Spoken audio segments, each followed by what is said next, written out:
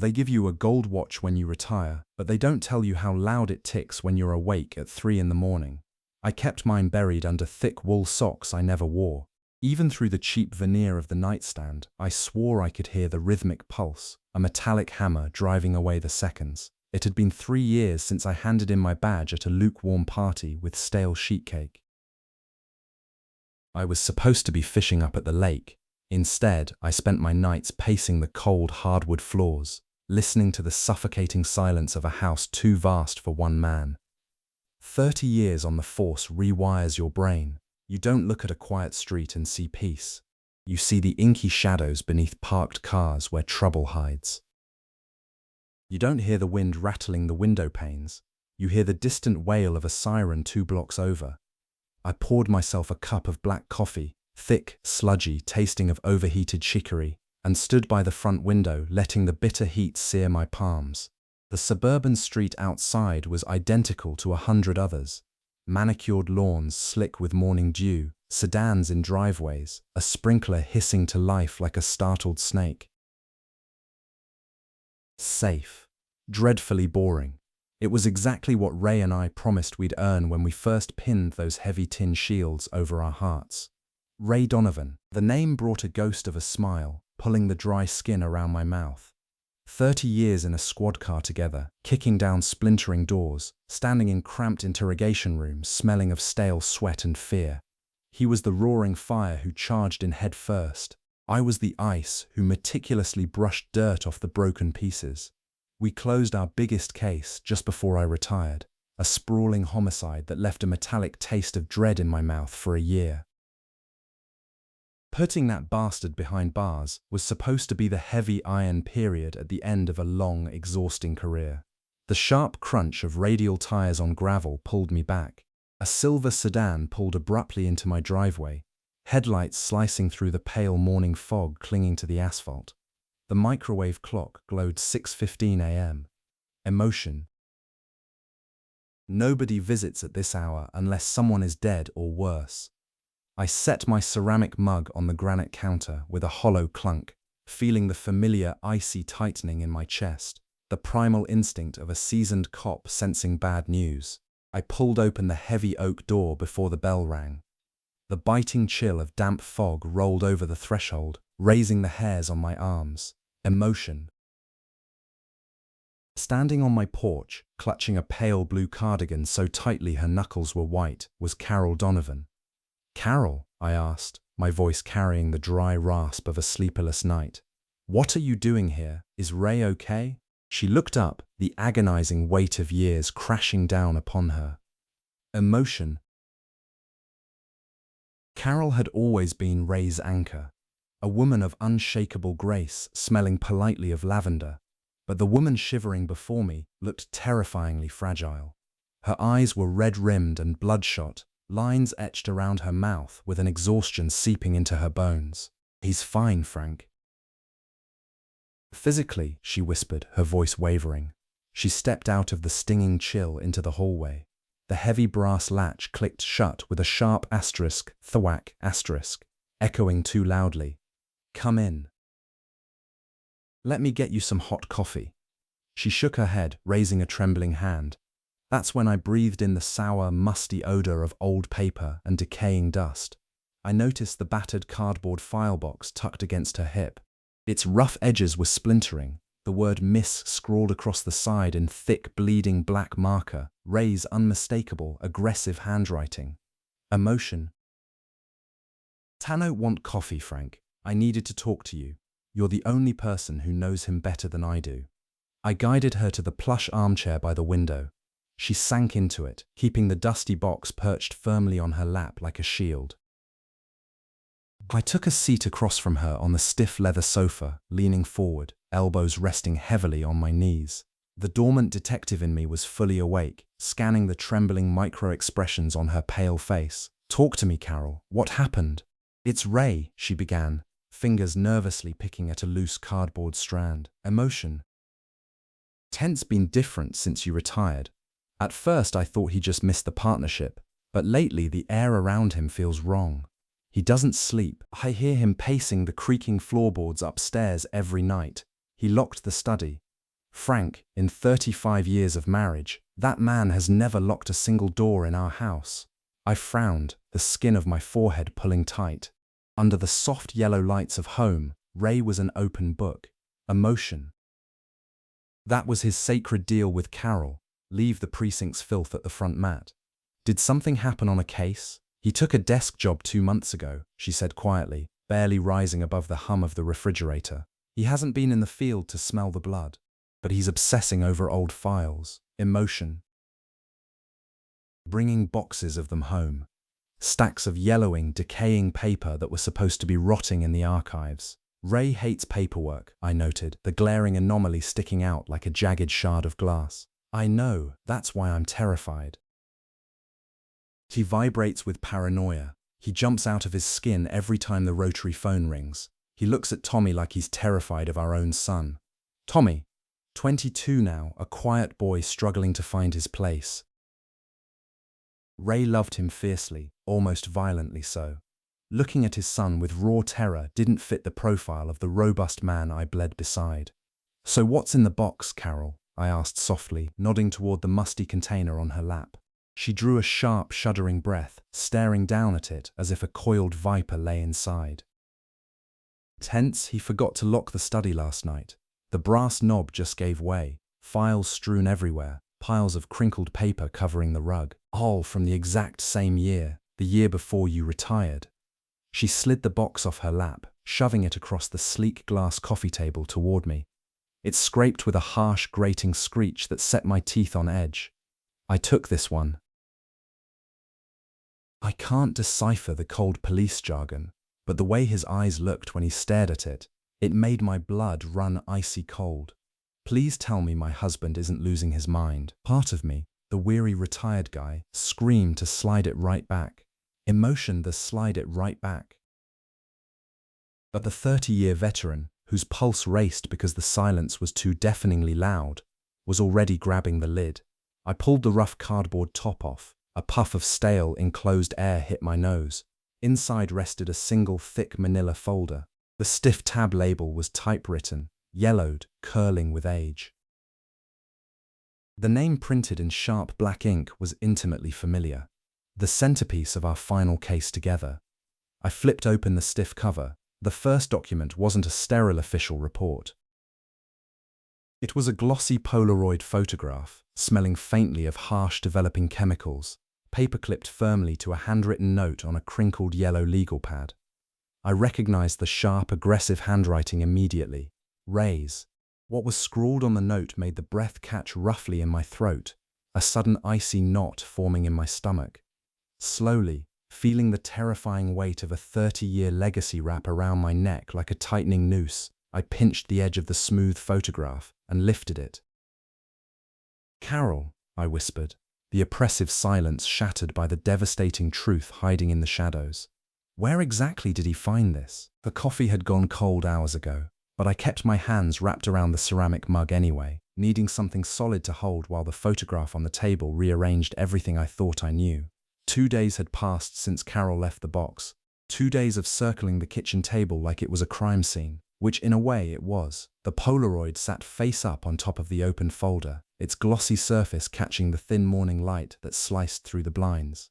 I had memorized every detail by now. The grainy image of a storage locker, the padlock hanging open, the shadow of a figure in the corner that could have been anyone but, according to Ray's cramped handwriting on the yellow legal pad note, wasn't just anyone at all.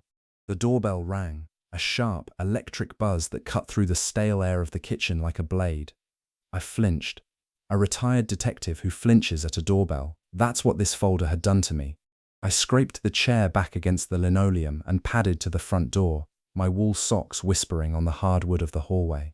Through the frosted glass panel, I could make out a tall, lean silhouette. I turned the deadbolt and pulled the door open.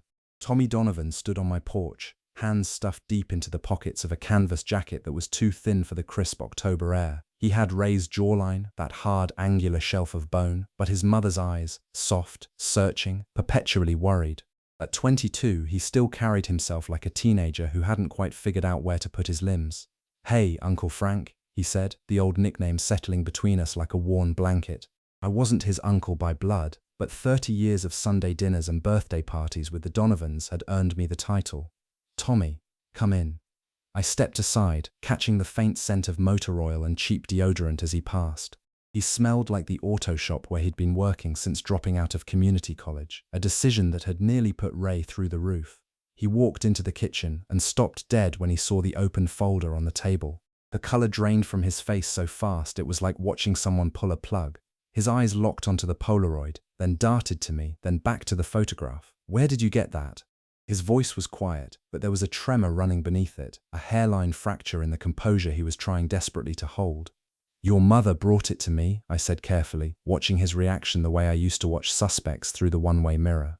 "She's worried about your father, says he's been acting strange, locking rooms, bringing old case files home." Tommy pulled out a chair and sat down heavily, the metal legs scraping against the floor with a sound that set my teeth on edge. He stared at the table, at the Polaroid, at his own hands resting flat on the laminate surface as if he could press the truth back down into the wood. "He's not acting strange, Uncle Frank," Tommy said, his voice barely above a murmur. "He's scared." "Scared of what?" Tommy looked up at me, and for a moment the soft brown eyes of Carol Donovan were replaced by something much older, much more fractured. "If what's in that folder?" I sat down across from him, the chair groaning under my weight. The kitchen smelled of burnt toast and the lingering ghost of that morning's overheated coffee. Outside, a lawnmower droned somewhere on the block, its rhythmic hum giving the silence between us a strange, pulsing quality. "Tommy, I need you to talk to me. What do you know about this?" He ran a hand through his dark, unwashed hair and exhaled through his nose, a long, ragged sound. "I know Dad's been tearing apart the house looking for something. I know he calls people at 2 in the morning and hangs up before they can answer. I know he looks at me like I'm a stranger he's trying to place. Your mother mentioned that, the way he looks at you." Tommy's jaw tightened. He picked up the Polaroid by its white border, holding it gingerly, as if it were made of blown glass. "This storage locker," he said, tapping the grainy image with his index finger. "I've seen it before. Dad took me there once when I was maybe 15. Said it was where he kept old work stuff. Told me never to mention it to anyone. Not Mum, not you, nobody." A cold knot began forming in my gut, the same knot that had been there since Carol pushed the box across my coffee table. Ray had a secret storage locker, a place I didn't know about, despite 3 decades of partnership so close we could finish each other's sentences. "Why are you telling me this now?" I asked. Tommy set the Polaroid down and looked at me with an expression I recognized from 1,000 interrogation rooms. The face of someone who has been carrying a weight so heavy that the prospect of putting it down outweighs the fear of what happens next. "Because 3 weeks ago, Dad asked me to go back to that locker and clean it out. Burn everything. He gave me the key and told me it was old junk. But I didn't burn it, Uncle Frank." He swallowed hard, his Adam's apple bobbing visibly. "I looked through it first."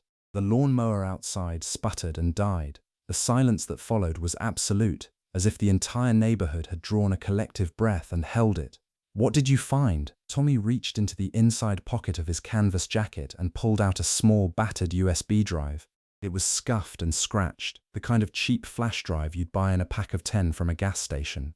He placed it on the table between us with a soft click that sounded louder than it had any right to. "Everything," he said, his voice cracking on the word like dry wood splitting under pressure. "I think it's everything about the Morrison case. The real files. Not the ones you and Dad submitted to the DA, the Morrison case. Our final investigation, the one that crowned our careers. The case I had built my entire legacy upon, the meticulous gathering of evidence, the airtight prosecution, the conviction that the city had celebrated, and now Ray's own son was sitting in my kitchen telling me there was another version of it. A hidden version, locked away in a storage unit I never knew existed. I stared at the USB drive. It sat on the table like a splinter of bone, sharp and unignorable. Part of me wanted to pick it up, plug it into the old laptop gathering dust in the study, and rip the truth out by its roots. Another part, the part that had spent 3 decades trusting Ray Donovan with my life, wanted to slide it across the table, tell Tommy to put it back where he found it, and pretend this conversation never happened.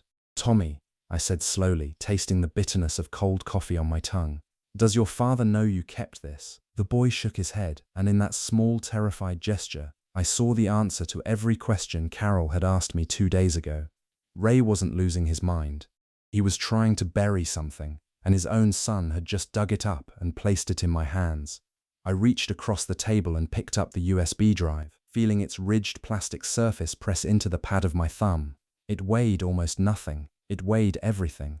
"Don't tell him you came here," I said quietly. "Don't tell anyone.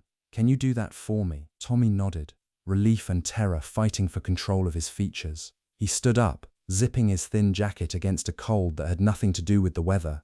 At the kitchen door, he paused. "Uncle Frank, whatever's on that drive, I don't think my dad is a bad man. I think he's a man who did a bad thing a long time ago and doesn't know how to live with it anymore." He left through the front door, pulling it shut behind him with a soft click. I listened to his boots crunch down the gravel driveway, heard the reluctant cough of his old pickup truck starting, and then silence reclaimed the house. I sat alone at the kitchen table, the USB drive in one hand and the cold ceramic mug in the other. The Polaroid stared up at me from the open folder.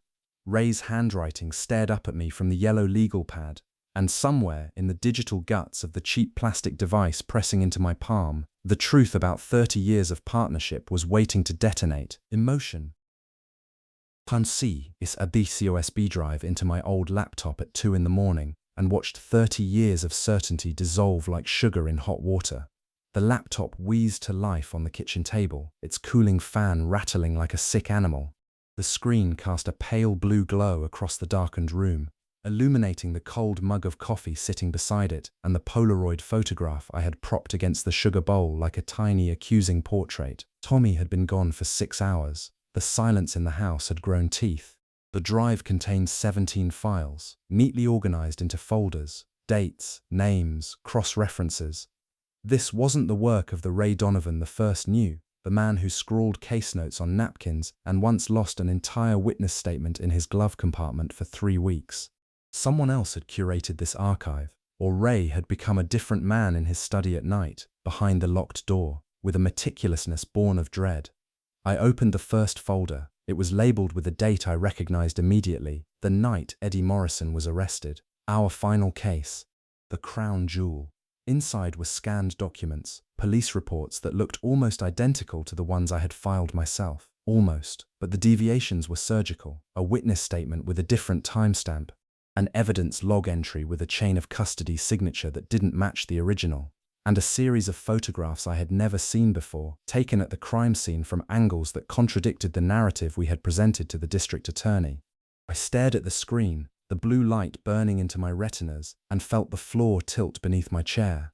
By sunrise, I had gone through 11 of the 17 files. Each one was a small, precise incision into the body of the Morrison case, revealing a layer of tissue beneath the official record that I had never known existed, evidence that had been moved, timelines that had been adjusted. And at the center of every alteration, like a spider sitting motionless in the middle of a web, was Ray's badge number. I closed the laptop and sat in the dim kitchen, listening to the first birds begin to call outside the window. My hands were trembling, not with anger, not yet. With something closer to vertigo, the sickening realization that the ground you've been standing on your entire life is not solid. I needed help, not from Carol, who would shatter. Not from Tommy, who had already risked enough. I needed someone who could look at this evidence with cold, analytical eyes and tell me whether I was seeing what I thought I was seeing, or whether 3 years of sleepless retirement had finally rotted my judgment. I called Marcus Harmon at 7:30 in the morning. Marcus picked up on the second ring, which meant he was already at his desk. He had been a forensic accountant before pivoting to private investigation work, and his morning routine hadn't changed in the 15 years I'd known him. Up at 5, 2 miles on the treadmill, black coffee, and at the desk by 7, rain or shine. He was methodical to the point of compulsion, the kind of man who alphabetized his spice rack and ironed his undershirts. "Frank Calloway," he said, his deep baritone carrying the warmth of genuine pleasure. "I was starting to think you'd forgotten my number. I need to see you, Marcus. Today. In person." There was a beat of silence. Marcus was perceptive enough to hear the difference between a social call and a summons. "My office or neutral ground. The bar on 10th Street. The one with the broken jukebox." "Bad as that, huh?" Another pause. "I'll be there at noon." The bar on 10th Street was called Mahoney's, though no one named Mahoney had owned it in decades. It was the kind of place where the vinyl booths were held together with duct tape and the beer taps dispensed something that tasted vaguely of copper. Marcus and I had used it as an informal meeting spot for years, private enough that no one from the department would wander in, loud enough that the ancient jukebox and the televised baseball drowned out conversation. I got there 20 minutes early and sat in the booth farthest from the door, my back to the wall. Old habits. The USB drive was in my jacket pocket, pressing against my ribs like a stone. I ordered a club soda and watched the condensation bead on the glass, each tiny droplet catching the red neon from the Budweiser sign in the window. Marcus arrived at exactly noon.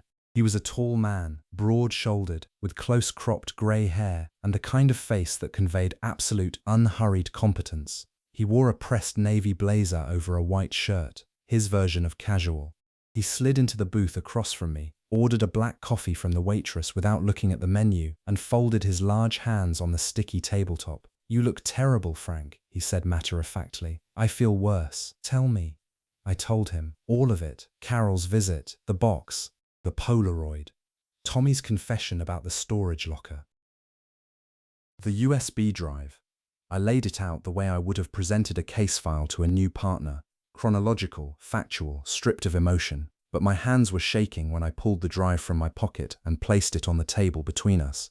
Marcus didn't touch it immediately. He looked at it, then at me, with an expression I had seen on his face exactly once before, years ago, when I had asked him to quietly investigate a judge suspected of taking bribes. It was the expression of a man measuring the distance between what was being asked and what it would cost.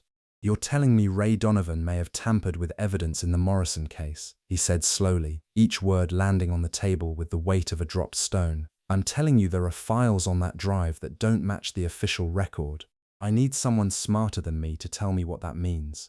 Marcus picked up the drive, turning it over in his thick fingers. "Frank, if what you're suggesting is true, this isn't a retired cop poking around old files. This is a potential obstruction of justice case that could reopen a murder conviction. You understand that?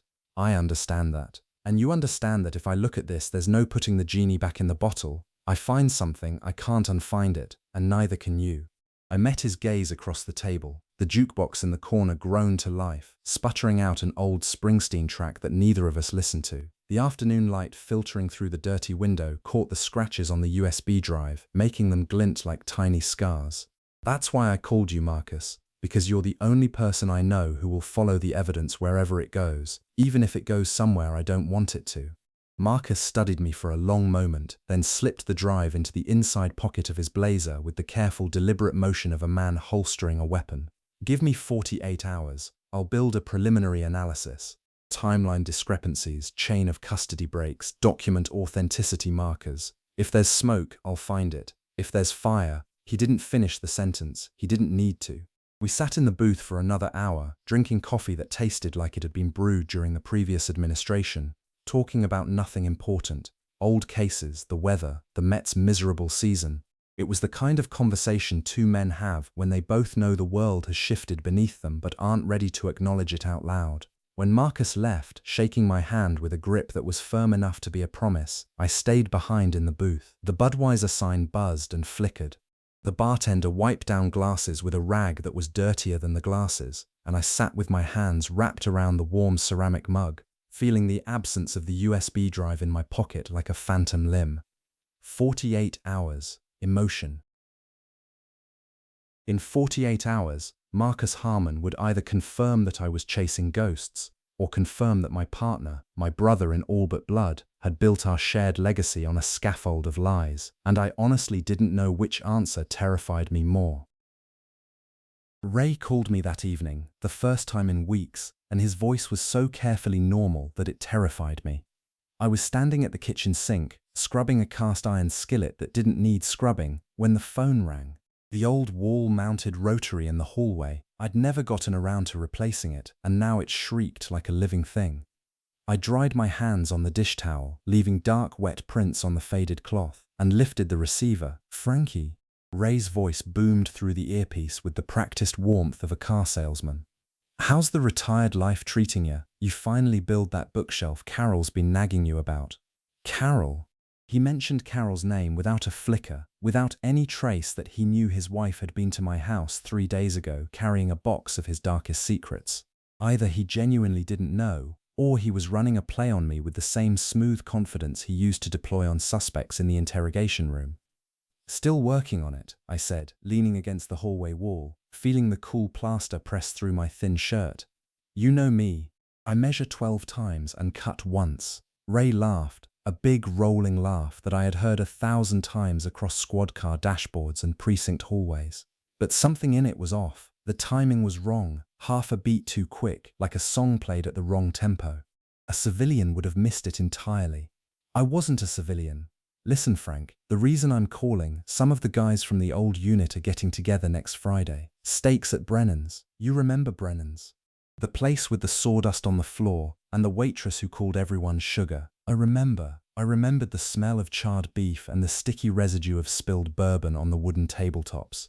I remembered Ray picking up the tab every time, slapping my hand away from the check with a grin. Well, they want us both there, the whole crew, one last hurrah, you know, before we all get too old and creaky to chew a porterhouse. The invitation hung in the air, baited and innocent.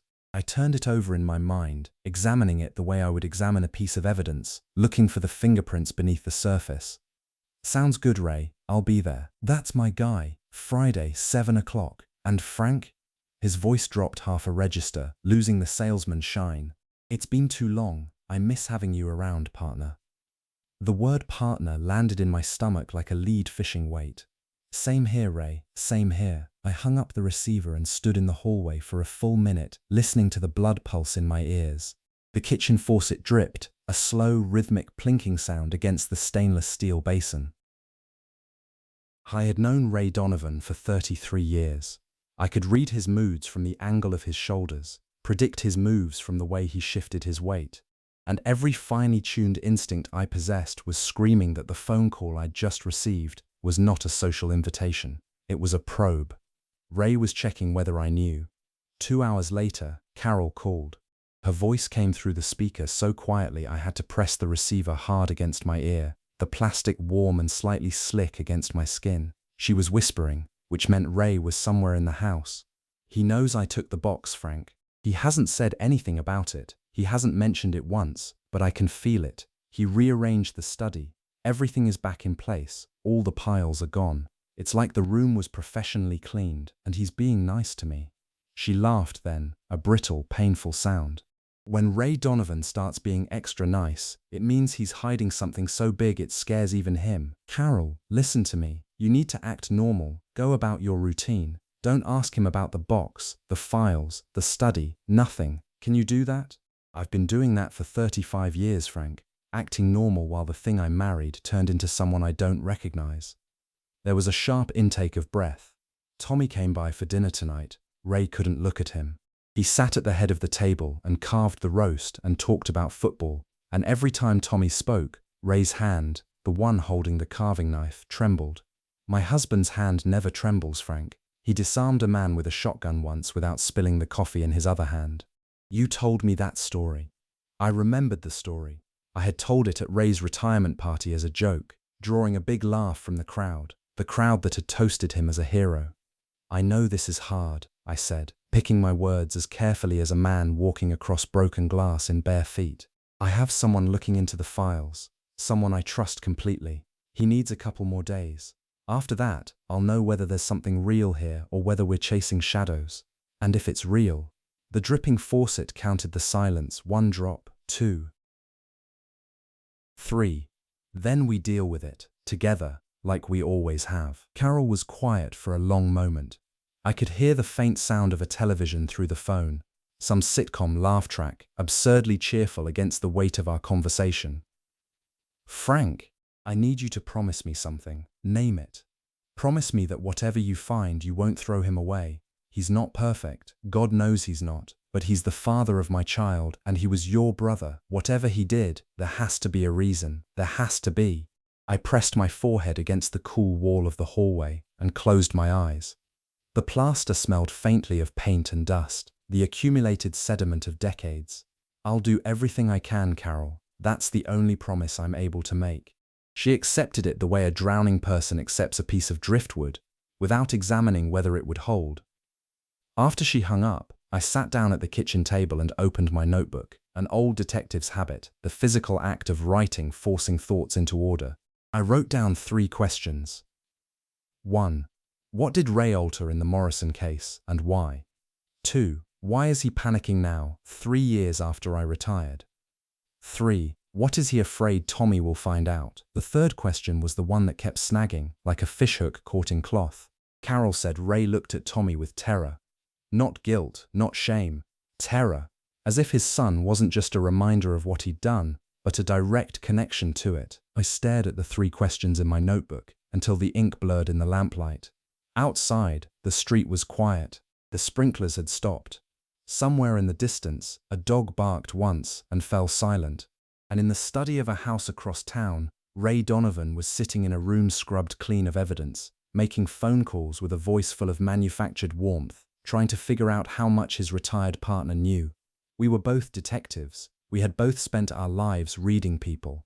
And now, for the first time in 33 years, we were reading each other. Brennan's steakhouse smelled exactly the way I remembered. Charred fat, hickory smoke, and the faint sweetness of bourbon soaked into wood that had been absorbing Friday nights for 40 years. The sawdust on the floor crunched under my shoes as I wove between the tables, nodding at faces I half recognized from the old precinct days. The place was packed, a dozen retired cops and their wives filling the long communal table near the back, their laughter bouncing off the tin ceiling tiles like loose ammunition. But I wasn't looking at them. I was looking at the man sitting alone at the two-top by the window, his back to the wall, a tumbler of whiskey already half empty in front of him. Ray Donovan. He looked older than I expected. 3 months wasn't long enough for time to carve that much into a man's face, but something else had been doing the work. His cheeks were thinner, the skin beneath his eyes pouched and bruised with sleeplessness.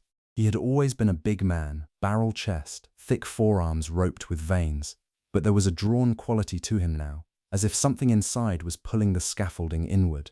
He saw me and stood up, opening his arms with that wide, expansive grin that had charmed witnesses, disarmed suspects, and won over every jury he'd ever faced. "Frankie, get over here, you hermit." I walked into the embrace, feeling his thick arms clamp around my shoulders, smelling his familiar aftershave, something musky and expensive his Carol always bought him for Christmas. Beneath it, though, I caught something else. The sour, acrid undertone of sweat that hadn't been washed away. The scent of a man who had been running hot for too long. "You look good, Ray," I lied, sitting down across from him. "I look like hell and you know it," he said, surprising me with the admission. He drained the remaining whiskey and flagged down the waitress, a young woman who bore no resemblance to the old sugar waitress from our era. 2 porterhouses, rare, and another round. "My partner here is falling behind." Partner. There was that word again, dropped into conversation like a coin into a collection plate. I picked up the whiskey the waitress placed in front of me and took a measured sip, letting the burn settle into my chest. "So how's the desk treating you?" I asked, keeping my voice light, conversational. A detective asking a question he already knows the answer to, the oldest trick in the book. Ray waved a hand dismissively, pushing paper. "You know how it is. The brass wanted me off the street, said I was too valuable to risk in the field. Translation, too old." "You're 58, Ray. That's not old. It's old enough to know when someone's trying to bench you."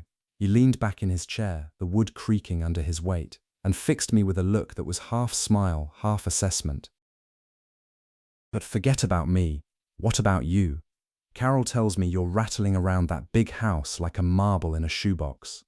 You need a hobby, Frank. Take up golf. Join a bowling league." The mention of Carol was surgical. He was watching my face when he said her name, looking for a teller, a flinch, a flicker of guilt, any micro-expression that would reveal whether his wife had come to me. I gave him nothing. 30 years of sitting across from liars had made me an excellent liar myself. "I'm thinking about volunteering at the youth center on 5th, I said. "Keep the mind active." "That's good.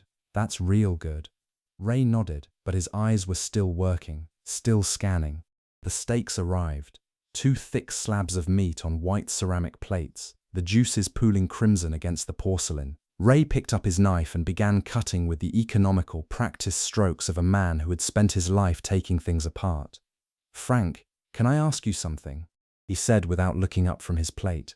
"Always. You ever look back at the Morrison case?" The question landed between us like a grenade with the pin still in. I chewed a piece of steak slowly, buying time, tasting the mineral richness of the beef and the harsh char of the crust. "Sometimes," I said carefully. "It was a hell of a case. Hard not to think about it. But you never had doubts about it. The way it went down, the conviction?" I set my fork down. The ambient noise of the restaurant, the clink of glasses, the hum of conversation, the distant sizzle from the kitchen, seemed to recede, leaving just the two of us in a pocket of silence. "Should I have doubts, Ray?" He looked up from his steak, and for one unguarded second, the mask slipped. I saw it in his eyes, a flash of something raw and desperate, like a man standing at the edge of a cliff, looking down. Then the mask reconstructed itself, brick by practiced brick. "No, no, of course not," he said, forcing a laugh that tasted as artificial as the sweetener in the sugar dispenser. "I'm just getting nostalgic in my old age. Emotion. Thinking about the glory days." I let the moment pass, picking up my fork again. But the information was already filed away in the place where I kept things that mattered, the detective's vault in the back of my mind that never closed and never forgot. Ray Donovan had just asked me if I had doubts about the Morrison case. Ray Donovan, who had never second-guessed a conviction in his life, who had celebrated every arrest with a whiskey and a cigar and slept like a baby afterward. The dinner dragged on for another hour. We talked about people we used to know, cases that used to matter, the way the city had changed since we put our guns away. Ray told stories that made the table laugh, loud, generous, perfectly timed stories that commanded the room the way he had always commanded it. And through every story, every laugh, every carefully calibrated moment of warmth, I watched him the way I used to watch suspects who didn't know they were being watched. He was performing, every gesture was calculated, every smile was a decision. The Ray Donovan the first had known for 3 decades, the spontaneous, combustible, authentic force of nature, was gone. In his place sat a man wearing Ray's face like a costume, running a script, trying to figure out how much I knew. When we stood to leave, he shook my hand again. The grip was firm, too firm. The kind of handshake that says, "I need you to believe this." He clapped me on the shoulder and leaned in close enough that I could smell the whiskey on his breath. "It's good to see you, Frankie. Really good. Let's not wait so long next time, huh?" "Absolutely," I said. "Take care of yourself, Ray." I walked to my car in the gravel parking lot, the October air biting at my ears, and sat behind the wheel for 5 minutes before starting the engine. My hands were steady on the cold steering wheel, but inside, something had shifted, a tectonic plate grinding against another, slow and irreversible. Ray knew. He didn't know how much or from where, but he knew that the past was reaching for him. And he had come to that dinner not to reminisce, but to take my temperature, to figure out whether his old partner was still in his corner. The engine coughed to life. The dashboard clock read 9:47 p.m. In my pocket, my phone buzzed with a text message. I pulled it out and read the 2 words glowing on the screen. It was from Marcus. "Call me." I called Marcus back from the parking lot of Brennan's, my breath making small clouds in the cold October air. And the first words out of his mouth were, "Frank, sit down. I'm in my car." "Then don't drive, not until I finish talking." The engine was idling, the heater pushing warm air that smelled of dust and old upholstery across my face. The parking lot of Brennan's was nearly empty now, just my sedan and a couple of pickup trucks belonging to the kitchen staff. Through the steakhouse's foggy window, I could see the busboys stacking chairs, the yellow light casting long shadows across the sawdust floor. "I went through the entire drive," Marcus said.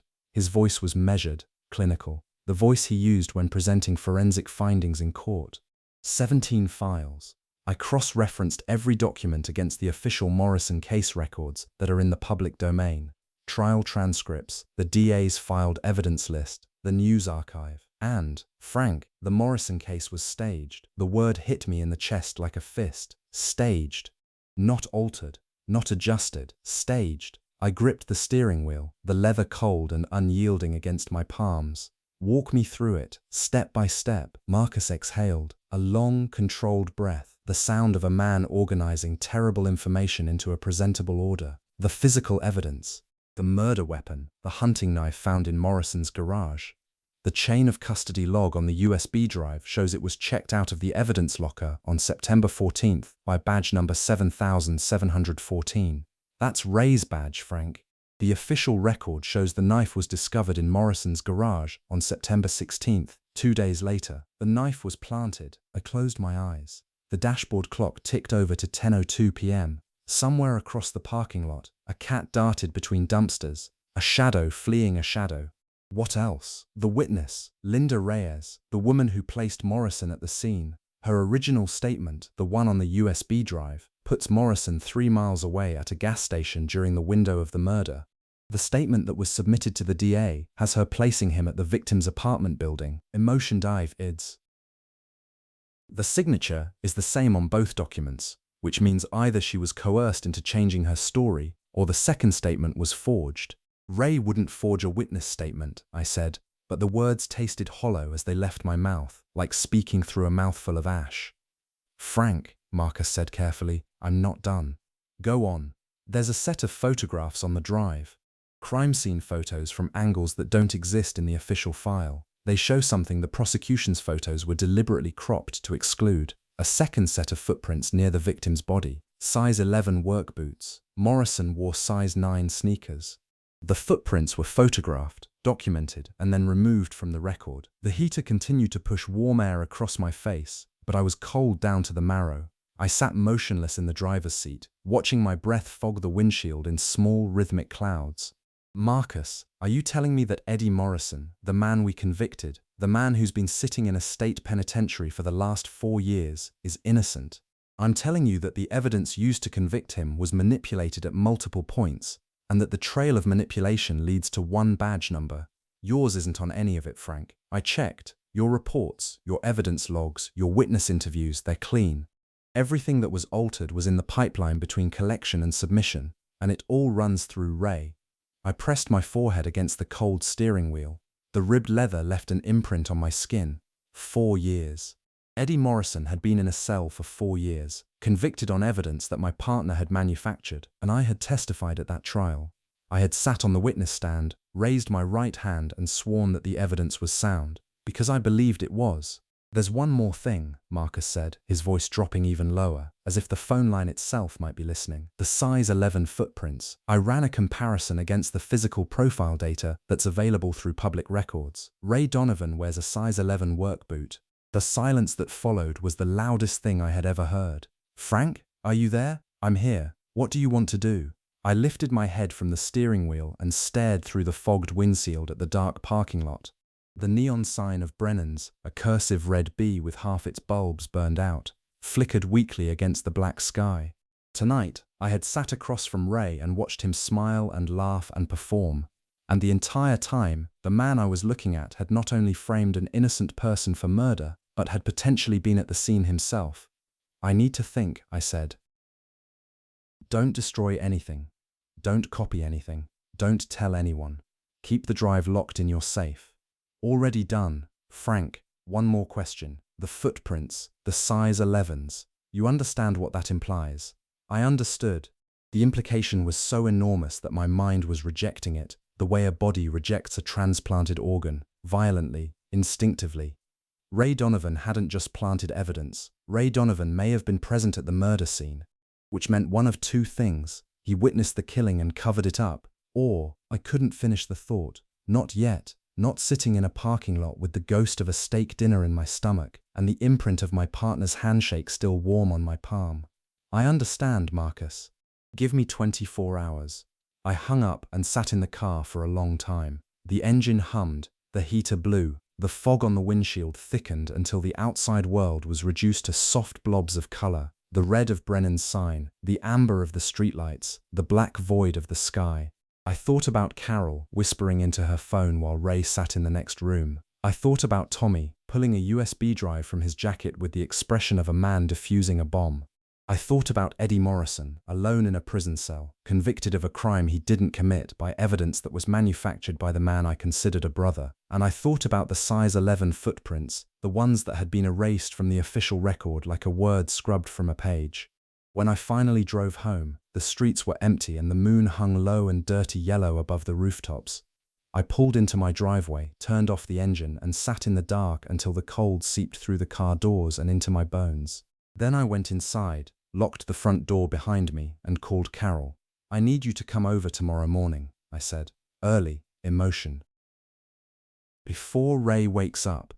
"Frank, what did you find? Just come and bring the rest of the box." Carol arrived at dawn with red eyes and the rest of the box, and what she told me about what Tommy saw when he was 15 changed everything.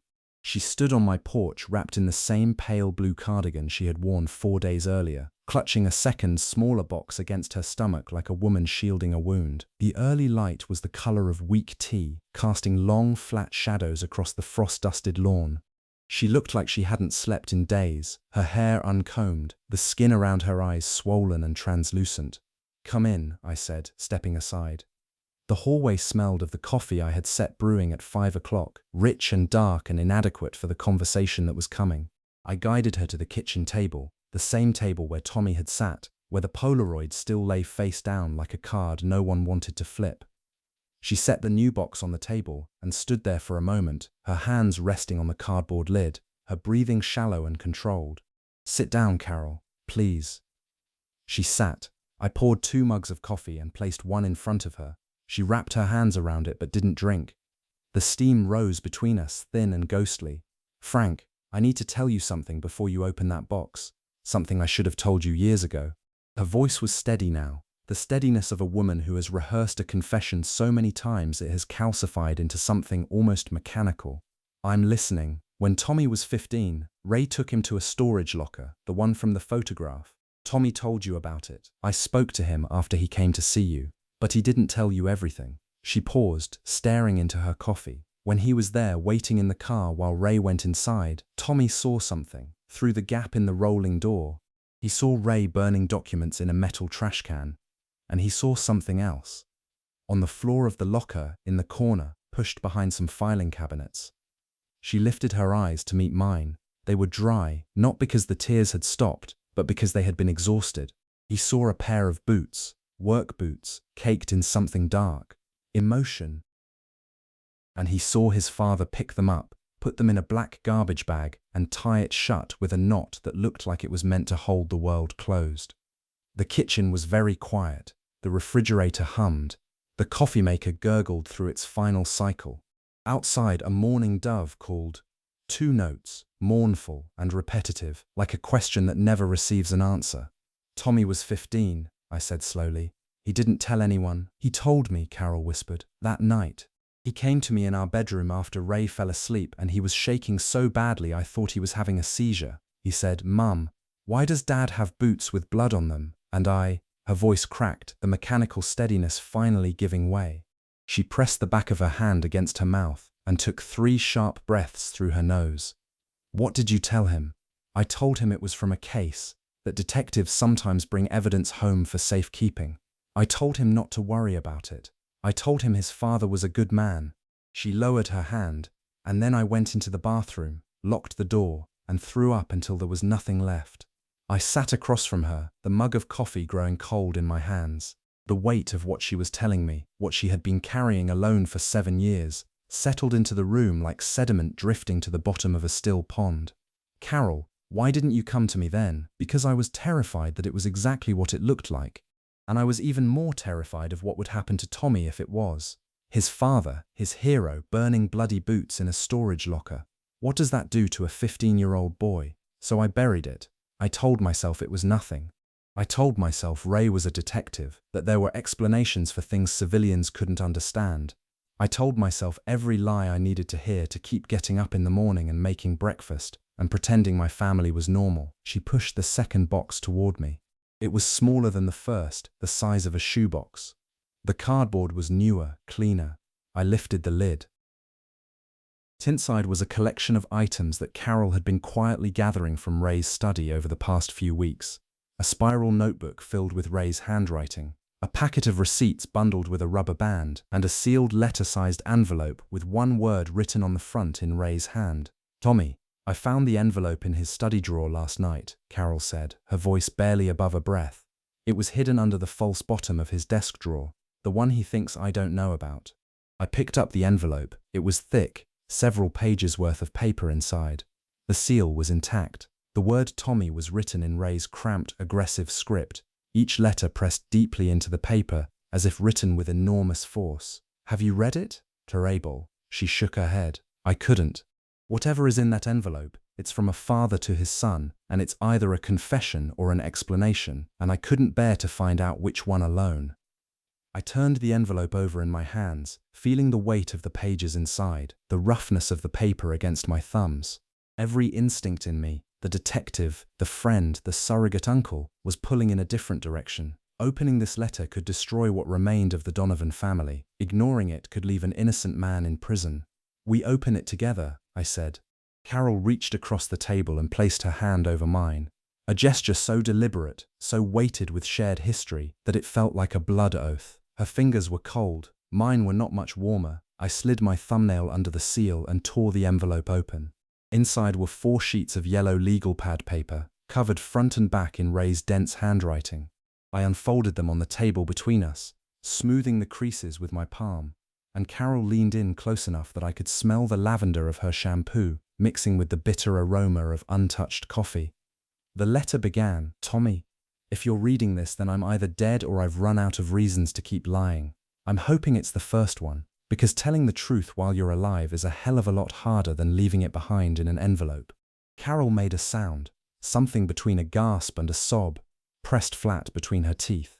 I kept reading, the handwriting blurring slightly as the morning light through the kitchen window shifted and the shadows on the page rearranged themselves. By the time I reached the bottom of the 4th page, the coffee was stone cold. The morning dove had fallen silent, and the picture of Ray Donovan, partner, friend, father, husband, had been disassembled and laid bare on my kitchen table in ink the color of dried blood. I put the letter down and looked at Carol. She was staring at the pages, her face as white as the frost on the lawn outside, one hand still gripping the edge of the table as if the room were tilting. "Frank," she whispered, "what do we do now?" Marcus called at noon with one final piece of the puzzle, the name of the real killer, and it was the one name I had prayed I would never hear. I was sitting in the kitchen, Ray's letter spread across the table like a map of devastation, when the phone buzzed in my pocket. Carol had left an hour earlier, her face the color of old candle wax, her parting words a whispered plea to give her until evening before I did anything. I had agreed, though the promise sat in my chest like a stone lodged in a narrow pipe. "Frank, I found the connection." Marcus's voice was tight, stripped of his usual measured cadence. The size 11 footprints, the altered evidence, the witness manipulation. I followed the thread to its source. The person Ray was protecting wasn't himself. I closed my eyes. The kitchen smelled of cold coffee and the faint papery scent of Ray's letter, ink and age mingling in the still air. "Tell me, the Morrison murder." The victim, Daniel Watts, was killed in his apartment on the night of September 8th.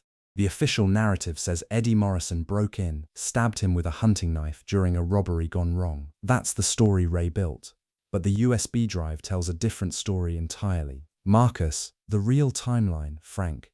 Daniel Watts was dealing drugs out of his apartment. Small-time stuff, but enough to attract attention. One of those people was a 20-year-old kid who owed Watts money. The kid showed up that night to settle. Things went bad. The kid panicked, grabbed a knife from the kitchen, and Watts ended up dead on the living room floor. My mouth was dry. The taste of old coffee coated my tongue like a film of rust. "Who was the kid, Marcus?" The pause was only a second long, but it stretched across the kitchen table like a canyon.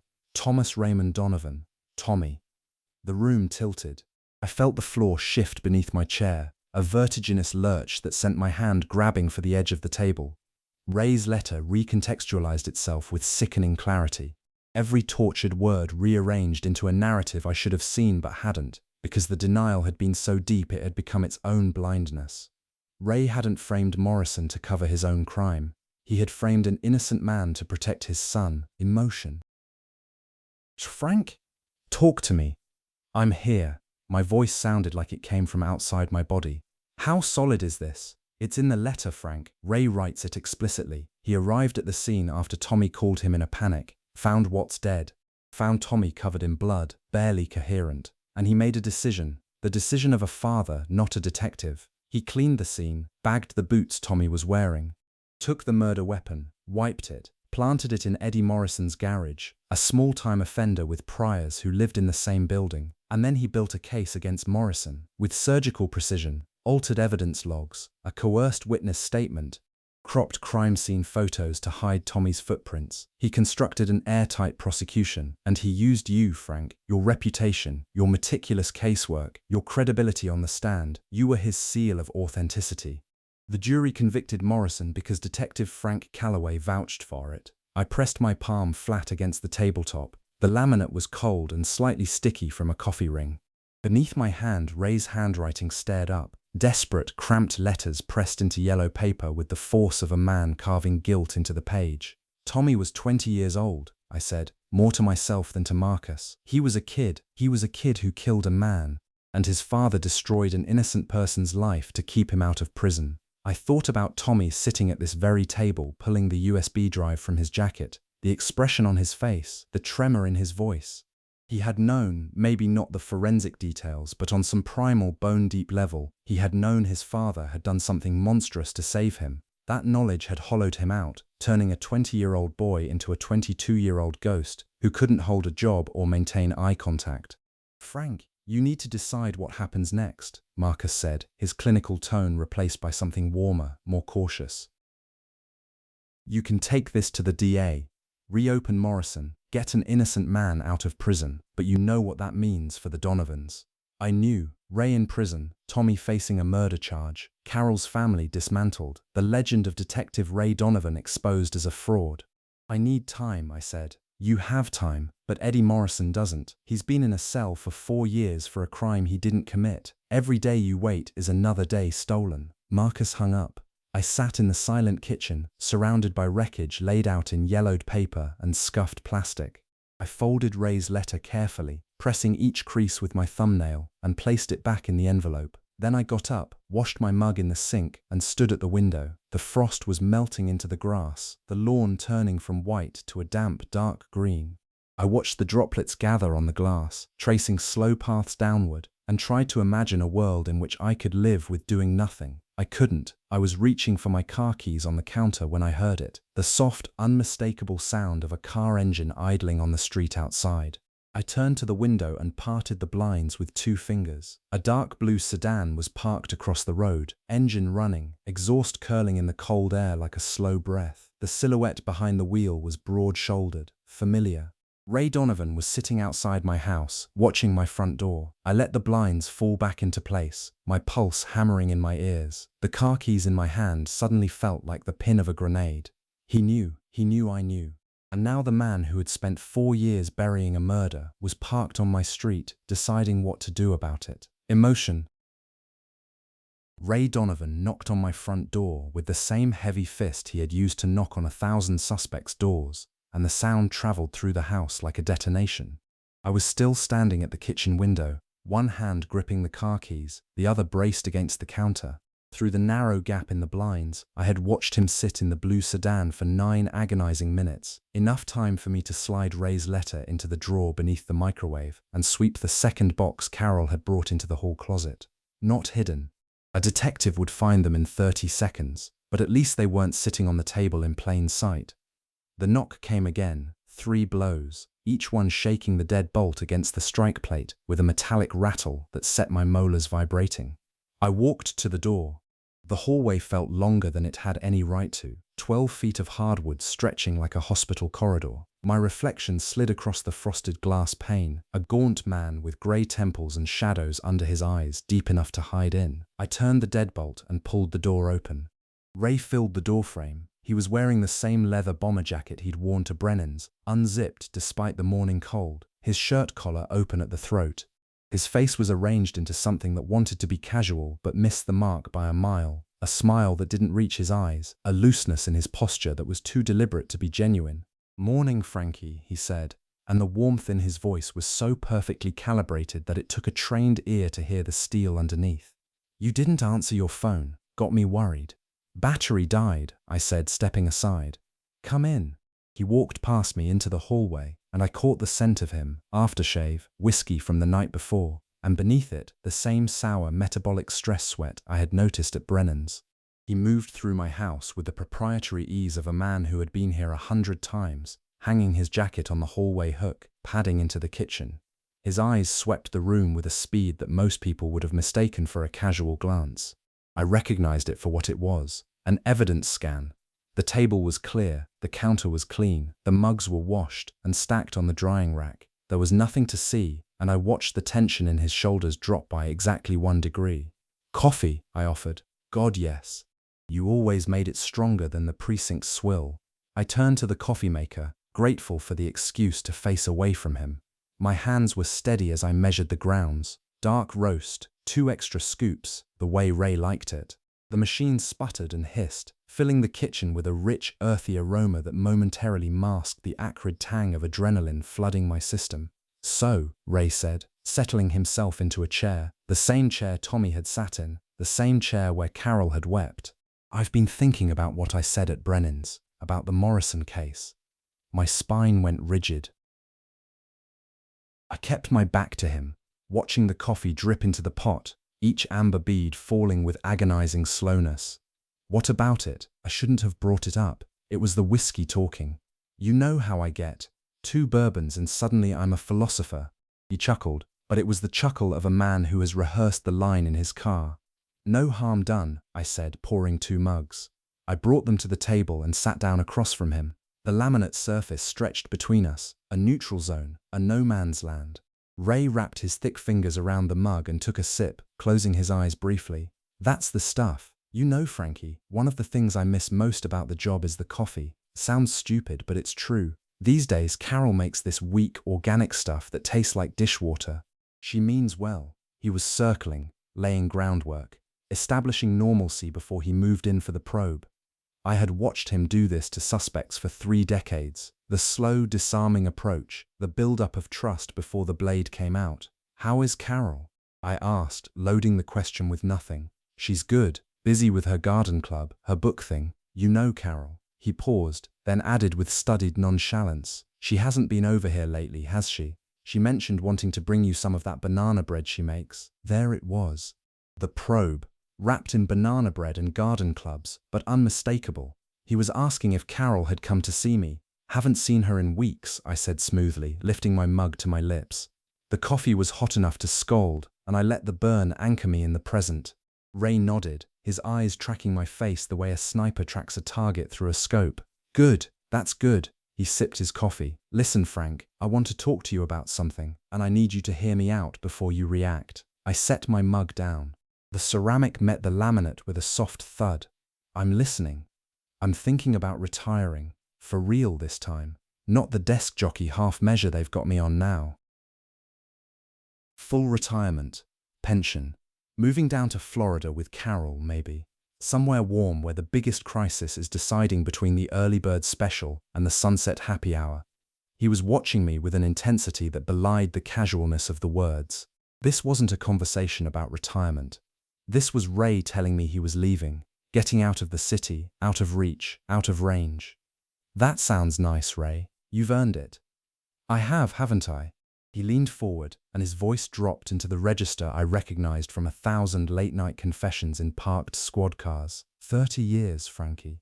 30 years of putting away bad guys. That's got to count for something, right? That's got to balance the ledger. The word ledger hung in the air between us, spinning slowly like a coin on a tabletop. I met his gaze and held it. 2 detectives sitting across from each other, both knowing the truth and both pretending not to. It was the most dangerous conversation I had ever had, and not a single threatening word had been spoken. The ledger always balances, Ray, I said quietly. One way or another, something shifted in his eyes, a flicker like a flame guttering in a draft. He held my gaze for a beat longer than was comfortable, then broke it, looking down at his coffee. Well, he said, standing abruptly, the chair scraping back against the floor. I should get going. Carol's waiting on me. He walked to the hallway, retrieved his jacket and shrugged into it. At the door he turned. Frank? Whatever happens, you know I've always had your back. right? The question was loaded with so many layers of meaning that unpacking it would have taken a forensic team. I leaned against the hallway wall, arms crossed, and looked at the man I had trusted with my life. I know, Ray, and you know I've always had yours. He held my eyes for one last moment, searching for something. Reassurance, complicity, absolution. Then he nodded once, pulled the door open, and walked out into the cold morning air. I watched through the frosted glass as he crossed the lawn to the blue sedan. He opened the driver's door, paused, and looked back at the house one final time. Then he climbed in and drove away, the exhaust trail dissolving into the pale sky like a whispered lie. I locked the door, walked back to the kitchen, and pulled Ray's letter from the drawer beneath the microwave. I placed it on the table next to my phone. Then I dialed a number I had sworn to myself I would never dial. The district attorney's office answered on the third ring. Ray showed up at the courthouse 20 minutes after I did, and the look on his face when he saw me through the glass doors was something I will carry to my grave. I was sitting in the third floor waiting area, a hard plastic chair pressing into my lower back, the manila envelope balanced on my knees like a tray of unstable chemicals. The assistant district attorney who had taken my call, a woman named Sandra Chen, with sharp eyes and an economy of speech that reminded me of Marcus, had asked me to wait while she pulled the Morrison case file from archives. The hallway smelled of floor wax and recycled air, the particular institutional scent that clings to every government building I have ever entered. Through the floor-to-ceiling windows at the end of the corridor, I could see the courthouse steps below, and that's where I saw him. Ray climbing the steps two at a time, his leather jacket flapping open, his face set with the grim determination of a man running toward a fire he knows he started. He couldn't have known I was there, unless he had been following me, which, given the sedan outside my house, was entirely possible. Or unless someone at the DA's office had made a courtesy call to the precinct. A decorated detective's name comes up in connection with evidence tampering, and phones start ringing. I watched him disappear into the building's entrance below. My mouth went dry. The envelope on my knees felt heavier, as if the documents inside had absorbed the gravity of the situation. I had maybe 3 minutes before he reached this floor. I stood, walked to Sandra Chen's office, and knocked. She opened the door, mid-30s, dark hair pulled back, reading glasses perched on her nose. "Miss Chen, there's something you should know. Detective Ray Donovan may be on his way up here right now. He is the subject of the material I'm bringing you, and he does not know I'm here." Her expression didn't change. Prosecutors who work evidence tampering cases learn very quickly not to show surprise. "Sit down, Mr. Calloway. Close the door." I sat. She took the envelope, opened it, and began reading. The office was small, a desk buried under files, a window overlooking the parking structure, a framed law degree on the wall from a university I recognized. She read in silence, her eyes moving across the pages with the methodical speed of someone trained to extract meaning from dense legal language. 2 minutes passed, then 3. The sound of footsteps in the corridor outside grew louder, heavy, urgent, unmistakably Ray's stride. Emotion. I knew that walk. I had matched it for 30 years. A knock on the door. 3 sharp raps. Sandra Chen looked up from the documents, looked at me, and then called out in a voice as calm and level as a frozen lake. "Come in." Ray pushed the door open. He filled the frame the way he always did. Broad shoulders, barrel chest, a physical presence that most people found reassuring, and suspects found terrifying. His eyes found me first, sitting in the chair across from the prosecutor's desk, and what passed across his face was not anger. It was something worse. It was the look of a man who has been expecting a blow for years and has finally felt it land. "Frank," he said. "Just my name. No nickname, no warmth. Just the single syllable, dropped into the room like a stone into still water. Ray. Sandra Chen rose from her chair. "Detective Donovan, I'm Assistant District Attorney Sandra Chen. Please sit down." "I'll stand," Ray said, his eyes still locked on mine. The tendons in his neck were taut, the muscles of his jaw working beneath the skin. He was vibrating with a controlled intensity that I had seen only once before, the night we cornered an armed suspect in a warehouse on the south side, and Ray had to talk the man into dropping the gun. "Mr.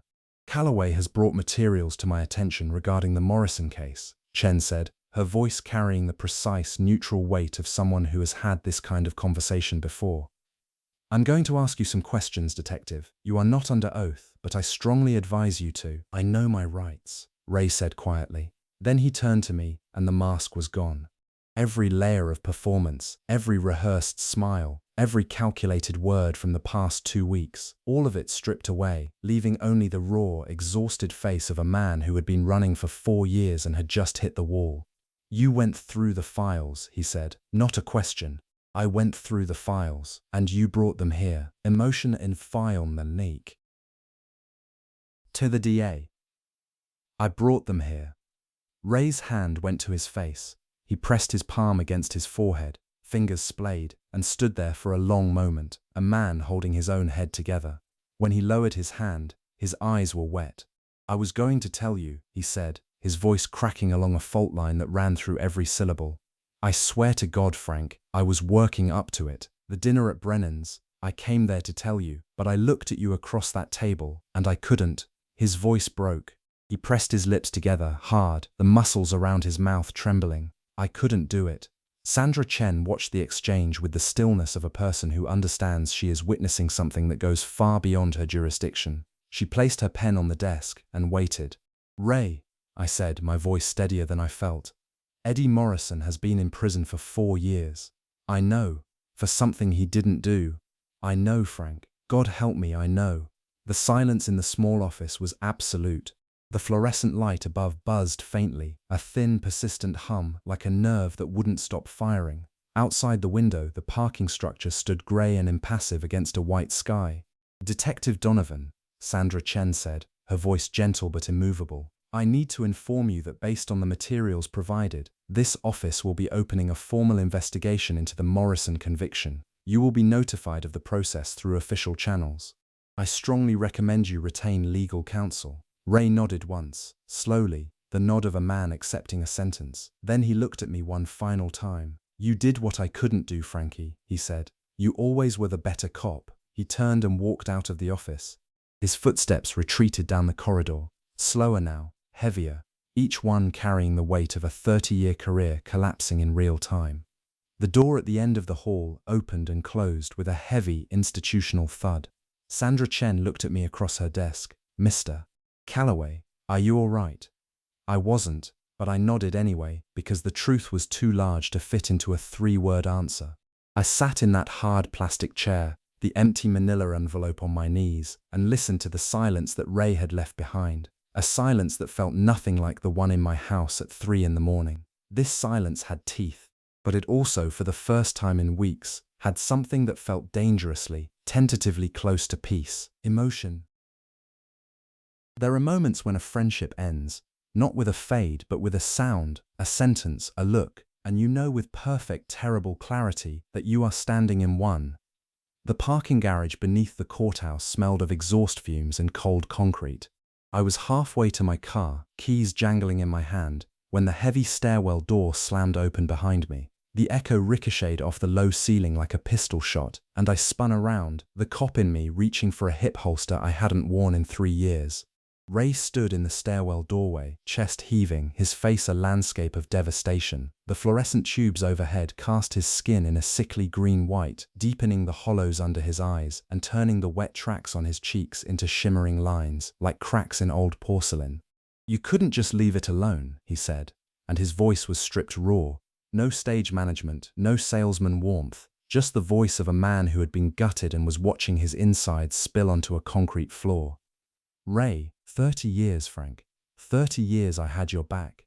Every door we kicked in, every bullet that came too close, every night shift where the only thing keeping me awake was knowing you were in that car beside me. And this is how you repay it. You walk into the DA's office and hand them a bomb with my name on it." He advanced toward me, each step deliberate, his work boots scuffing against the painted concrete.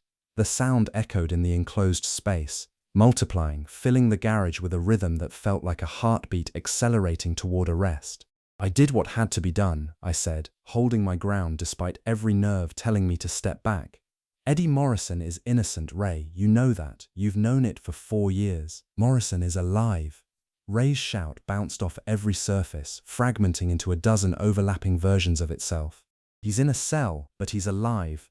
Do you know what would have happened to Tommy if I hadn't done what I did? A 20-year-old kid with no priors, no connections, no lawyer. They would have eaten him alive." The system you and I spent 30 years serving would have chewed my boy to pieces. So you destroyed someone else's boy instead. The words landed like a slap. Ray stopped moving. His hands, which had been balled into fists at his sides, slowly unclenched. His fingers trembled, the same fingers that had held Carol's hand at their wedding, that had tossed a toddler Tommy into the air with easy strength, that had gripped my arm in the dark when a suspect's gun misfired 2 feet from our heads. "You don't understand," he said, and his voice had dropped to something barely above a whisper. "You never had kids, Frank. You never had to stand in a room where your son is covered in another man's blood, shaking so hard his teeth are chattering, looking at you like you're the only thing between him and the end of the world. You never had to make that choice." "You're right," I said. "I never had to make it. But I wouldn't have made the one you did." The silence between us stretched taut as a wire. The parking garage, with its rows of empty cars and its humming light fixtures, felt suddenly like the interrogation rooms we used to share. The same airless tension, the same sense of 2 people separated by a truth that only one of them has accepted. "You know what the worst part is?" Ray said, and his voice had shifted again. Lower, quieter, almost conversational in its devastation. "The worst part isn't that you turned me in. The worst part is that I knew you would. From the moment Carol took that box, I knew. Because you're Frank Calloway. You're the guy who does the right thing even when it costs everything. It's why I loved you like a brother, and it's why I knew, eventually, you would be the one to end me." I felt something crack inside my chest, not my heart, which was too calloused for that, but something deeper, something structural. A load-bearing wall that had held up the architecture of my identity for 3 decades. Frank and Ray. Ray and Frank. The unbreakable partnership. The legend. "I'm not ending you, Ray. The truth is ending you. I'm just the one who carried it into the room." Ray laughed then, a wet, broken sound that reverberated through the garage like a prayer in a cathedral.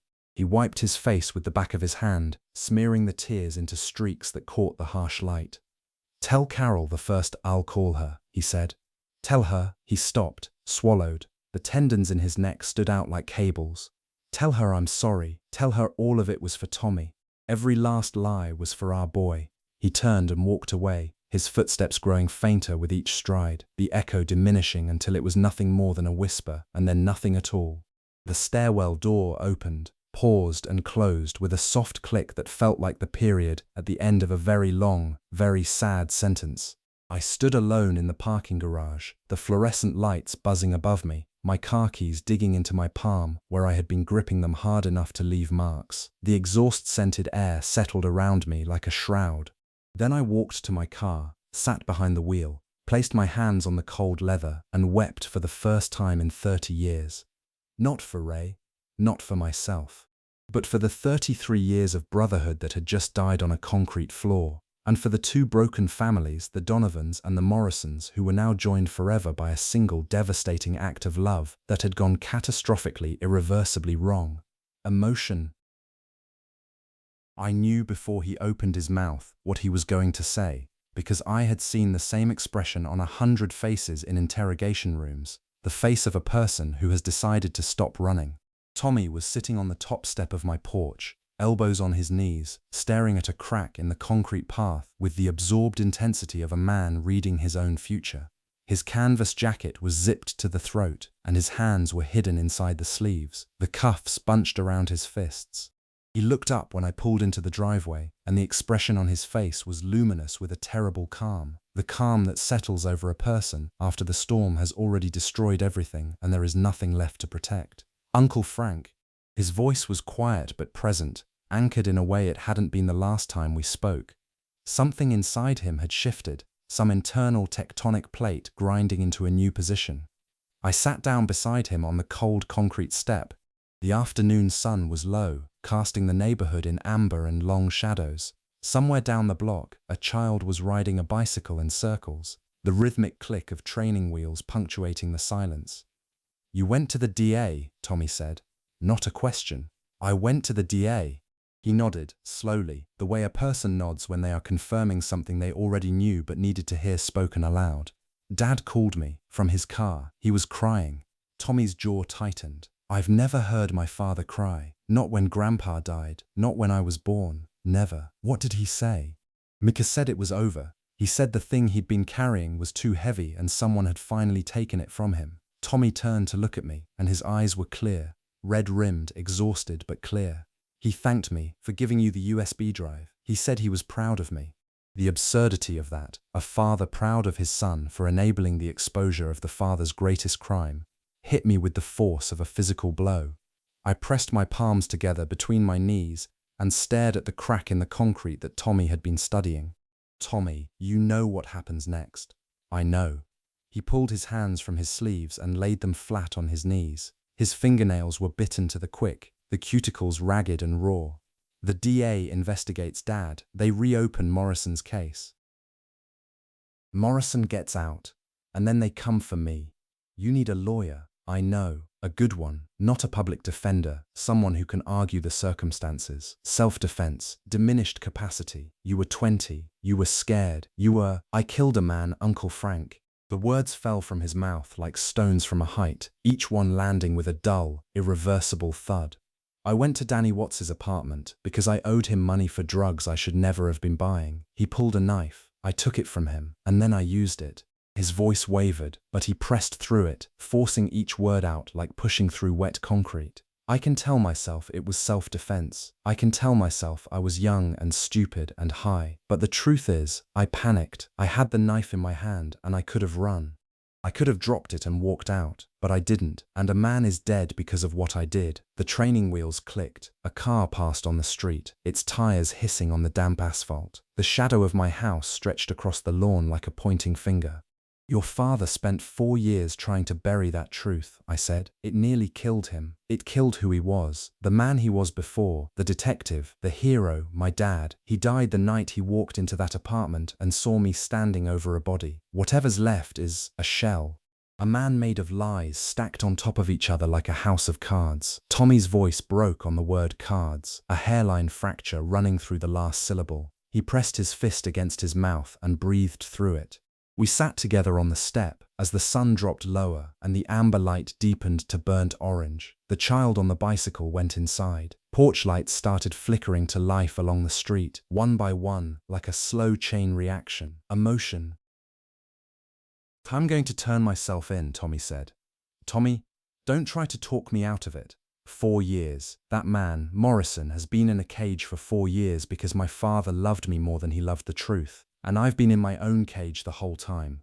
For 4 years, every time I close my eyes, I see Danny Watts on that floor. I see the blood. I smell it, this rusty coin smell that I can't get out of my nose no matter how many showers I take. He ran a shaking hand through his dark hair. I can't do it anymore. I can't let another man serve my sentence while I'm out here, free, pretending to live a life that doesn't belong to me. I looked at this boy, this man, because that's what he was now, whether he felt like one or not, and saw something I had rarely seen in 30 years on the force. Not guilt, which was common, not self-pity, which was more common, but accountability, the raw, unflinching willingness to stand in the path of consequence and accept the impact. When, I asked, after Christmas, Mum deserves one more Christmas. The simplicity of it, the devastating human simplicity pressed against the walls of my chest like expanding ice. One more Christmas, one more morning of wrapped presents and Carol's cinnamon rolls, and the tree in the living room corner reflecting light across raised trophies on the mantelpiece. One more normal day before the normal days ended forever. I'll be there with you, I said, when you walk in. Tommy looked at me with an expression I will never forget, a mixture of gratitude and sorrow so intertwined that separating them would have been like trying to sort rain from a river.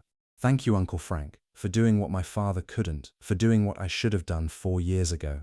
He stood, zipped his jacket tighter against the evening chill, and walked to his truck. The engine started with its familiar reluctant cough. He pulled out of my driveway, and his taillights disappeared around the corner, twin red points swallowed by the darkening street. I sat on the porch until the stars came out, cold, distant, indifferent to the small catastrophes unfolding beneath them.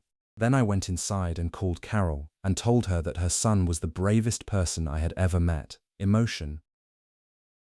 The morning the arrest warrant was issued, I sat in Marcus's office and watched the rain streak down the window in thin, relentless lines that looked like a page being slowly erased. Marcus had called me at 7. "It's done," he said, and those 2 words carried the weight of an epoch ending. By 9 o'clock, I was in the cracked leather chair across from his desk, the old upholstery groaning beneath me. The office permeated with the mineral smell of wet pavement drifting through a window cracked open an inch.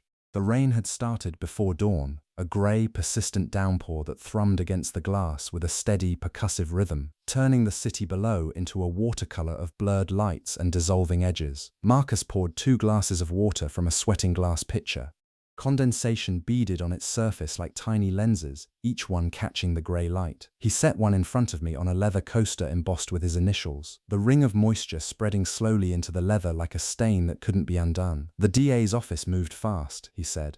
Sandra Chen pulled the original evidence files, compared them to the USB materials, and convened a review panel within 72 hours. "The discrepancies are undeniable, and Ray, arrest warrant issued at 6 this morning. Evidence tampering, obstruction of justice, conspiracy to commit perjury. They'll pick him up at home." Marcus turned his water glass slowly between his thick fingers, the glass squeaking softly. "Carol will be there." I closed my eyes. The darkness behind my eyelids wasn't empty. It was crowded. I saw Carol's kitchen, the yellow curtains she'd sewn herself, the rooster-shaped cookie jar with the chipped beak, the refrigerator door layered with Tommy's childhood drawings. I saw the front door opening, uniformed officers, their boots on the welcome mat Carol had bought at a craft fair. The metallic sound of handcuffs ratcheting shut, Ray's wrists, the wrists I had gripped in 100 celebratory handshakes, now circled by cold steel that caught the morning light like a cruel mirror. The weight of that image pressed into my chest with a physical force, not a metaphor but an actual sensation. A compression of the ribs, a tightening of the diaphragm that made each breath a deliberate act. I had set this in motion. Every domino that was falling now had been tipped by my hand. "I should have warned her," I said, the words scraping against my throat like coarse sand. Emotion weighs as a fauna smut. "You couldn't." The warrant was sealed. "Tipping her off would mean obstruction charges for you." Marcus leaned forward, his large hands folded on the mahogany desk, the wood grain beneath them dark and intricate as a fingerprint. "Frank, you did everything by the book. The evidence is solid. The process is clean." "It's not the process I'm worried about, Marcus. It's the wreckage." Marcus studied me with the steady, assessing gaze that made him invaluable. Outside, the rain intensified, drumming against the window with renewed ferocity, each drop striking the glass with a small, distinct impact that multiplied into a roar. "You're carrying guilt that doesn't belong to you." I testified at Morrison's trial. I sat on that witness stand, raised my right hand, felt the cool leather of the Bible under my palm, and told a jury the evidence was sound. My word, my reputation, my credibility built over 30 years of meticulous casework, that's what put an innocent man in a cell, not Ray's planted knife, not the forged statement, me, my voice. The jury trusted Frank Calloway. And Frank Calloway was wrong. The words tasted of bile and cold coffee, bitter and medicinal. My hands were trembling, a fine vibration, barely visible, but I felt it in every tendon, every joint. Marcus saw it too. His eyes dropped to my hands, then returned to my face with an expression that was neither pity nor judgment, but something rarer, the recognition of a pain he could not alleviate. "Frank, I've known you 15 years. In that time, you've made exactly one mistake, trusting your partner absolutely. That's not a character flaw. In any other context, it's a virtue. Ray exploited the best part of you, and that is his sin, not yours." "An innocent man doesn't care whose sin it is," I said, feeling the truth of it settle into my stomach like a swallowed stone. "He just knows he's in a cell." "Or no, Lucy. He just knows the walls are grey, and the food arrives on a tray, and the years keep disappearing, one after another, stolen by a system that was supposed to protect him. Eddie Morrison doesn't need my philosophical passing of guilt. He needs his life back, and I can't give it to him." The rain drew patterns on the glass, converging streams that merged, split, and merged again, an endless fractal choreography of water seeking the lowest point. Marcus rose from his desk and stood at the window, silhouetted against the grey light, his broad shoulders casting a shadow across the carpet. "Morrison's exoneration will be expedited," he said. "Sandra Chen is pushing for emergency review. If everything tracks, he could be out within 30 days. And Tommy, his attorney is negotiating terms, voluntary surrender, full cooperation, a plea that acknowledges the circumstances. Self-defense, diminished capacity. There are mitigating factors. Mitigating factors don't bring Danny Watts back. No, Marcus agreed quietly, the word falling into the room like a single drop of rain finding its way through a crack. They don't. We sat in the office while the storm drew its curtain across the city. Below us, the streets gleamed like wet obsidian, headlights smearing across the asphalt in streaks of amber and white. We talked about logistics, timelines, hearings, the inevitable media onslaught.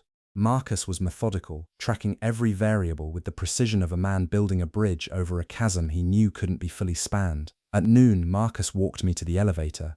His handshake held longer than usual, his thumb pressing firmly into the back of my knuckles, a grip that communicated something words would have diminished. You did the hardest thing a man can do, Frank. You chose principle over loyalty. Most people pray they never have to make that choice. I'm not sure it was a choice. It felt more like gravity. Gravity's just a metaphor. You could have walked away. You chose not to. Give yourself credit for that. The elevator doors closed. I descended alone through the building, the fluorescent light humming above me, the muffled drum of rain against the exterior walls like impatient fingers tapping on the window of a room that held every doubt I had ever refused to examine.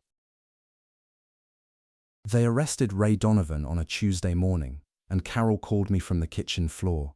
The phone rang at 7:43 a.m. I know the exact time because I was staring at the microwave clock when it happened, standing in my kitchen in the same position I had occupied every morning since this began, coffee in hand, eyes on the green digits, waiting for the world to finish collapsing. The sound that came through the speaker was not crying. It was something more primitive, a keening that bypassed language entirely and spoke directly to the oldest, most helpless part of my brain. It was the sound a human being makes when the structural beams of their life give way simultaneously, and there is nothing to do but fall. Carol, talk to me. Where are you? They took him. The words came in fragments, broken up by shuddering breaths. They put handcuffs, they handcuffed him in our kitchen, in front of the coffee maker. He was making coffee and they handcuffed him and he didn't fight, he just stood there. I grabbed my keys from the counter and was out the front door before she finished speaking. The phone pressed between my ear and my shoulder as I unlocked the car with shaking hands. The morning air hit my face, sharp, damp, carrying the metallic scent of last night's rain on warm asphalt. I'm coming. Stay where you are. I drove to the Donovan house in 12 minutes, breaking 2 traffic laws and ignoring a stop sign that I had obeyed every day for 3 years. The neighborhood was quiet. The post-arrest quiet of a street that doesn't yet know something has happened, where sprinklers still hiss and dogs still bark, and the normalcy of the world persists with obscene indifference. The front door was ajar. I pushed it open and stepped inside, and the smell hit me first. The sharp, acrid tang of freshly brewed coffee, Ray's coffee, mingling with the subtler scent of Carol's lavender hand soap, and the musty undertone of a house that had been closed up too tight for too long. I found her on the kitchen floor, sitting with her back against the base cabinet beneath the sink, her legs drawn up, her arms wrapped around her knees. She was still in her bathrobe, pale pink terry cloth, fraying at the cuffs, and her feet were bare, the toenails painted a coral color that seemed obscenely cheerful against the backdrop of destruction. The kitchen was immaculate. That was the thing that struck me hardest. The officers who had come to arrest Ray had been professional, orderly, respectful. Emotion. They had not turned the house upside down. They had simply taken the man and left everything else exactly as it was. The coffee dripping into the pot, the toast in the toaster, the morning newspaper still rolled in its plastic sleeve on the counter. The domestic machinery of 35 years of marriage still running, with one essential component removed. Carol, I knelt beside her, feeling the cold tile press through the fabric of my trousers. I put my hand on her arm. She was trembling, a fine, systemic vibration, the kind that comes from deep inside the body, from the place where shock and grief intersect. He looked at me, Frank. Her voice was a thread, thin and fraying. Right before they walked him out, he looked at me and he said, "I love you, Carol. I always loved you." And then they put him in the car, the back seat, behind that partition, like a criminal. He is a criminal, Carol. The words came out harder than I intended, and I felt them land like a hand across a face. Carol flinched. But I had spent weeks softening the truth, and the truth was tired of being softened. He is also your husband and Tommy's father, and my partner for 30 years, I added, lowering myself to sit beside her on the cold tile. And all of those things are true at the same time. That's what makes this so hard. Carol leaned into me, her head resting against my shoulder, and the weight of her, the physical, tangible weight of a woman who had been the center of a family that no longer existed in the form she knew, pressed against me with a gravity that felt geological. "What happens now?" she whispered. "The arraignment will be this week. He'll have a lawyer. Bail will be set. He may come home until the trial." "He can't come home, Frank. There is no home." "This house." She looked around the kitchen with the disoriented gaze of a tourist in a foreign country. "This house is a crime scene now. Everything in it is evidence. Every dinner party, every family photo, every Christmas morning, it was all built on a lie." "Not all of it, Carol. The love was real. Whatever else Ray did, the love was real." She was quiet for a long time. The coffee maker finished its cycle with a soft click, and the kitchen filled with a silence so profound that I could hear the seconds ticking on the wall clock, a cheap plastic thing shaped like a sunflower that Carol had bought at a yard sale 15 years ago. "I keep thinking about the Morrison boy," Carol said, her voice barely above a breath. "Eddie, every night, sleeping on a concrete slab, eating food from a tray, staring at walls.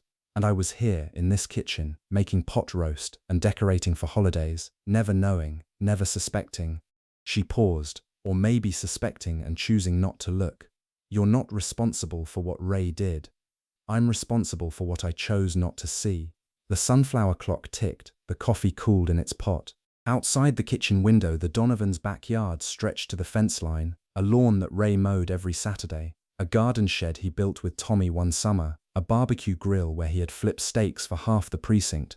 All of it standing in the grey morning light, ordinary and intact, as if the man who had built it hadn't just been led away in handcuffs. I helped Carol to her feet. I poured her a cup of the coffee Ray had brewed, and she held it in both hands but didn't drink. I called Tommy, who answered on the first ring, his voice tight and prepared. I called Marcus, who said nothing for 10 seconds and then asked what he could do. I called a locksmith to change the front door lock because Carol asked me to and I couldn't refuse. And then I sat with her in the living room, on the couch where 35 years of Saturday nights had accumulated in the sag of the cushions and the worn patches on the armrests. And I waited, not for anything specific, just waited. Because sometimes, in the aftermath of a detonation, the only thing you can offer someone is the simple, stubborn act of not leaving. Emotion. Ray was wearing an orange jumpsuit that made his skin look grey, and when he sat down across from me, the chains on his wrists clinked against the metal table like a broken clock. The visiting room at County Lockup was smaller than I expected, a row of partitioned cubicles, each with a sheet of plexiglass separating visitor from inmate and a mounted telephone on each side.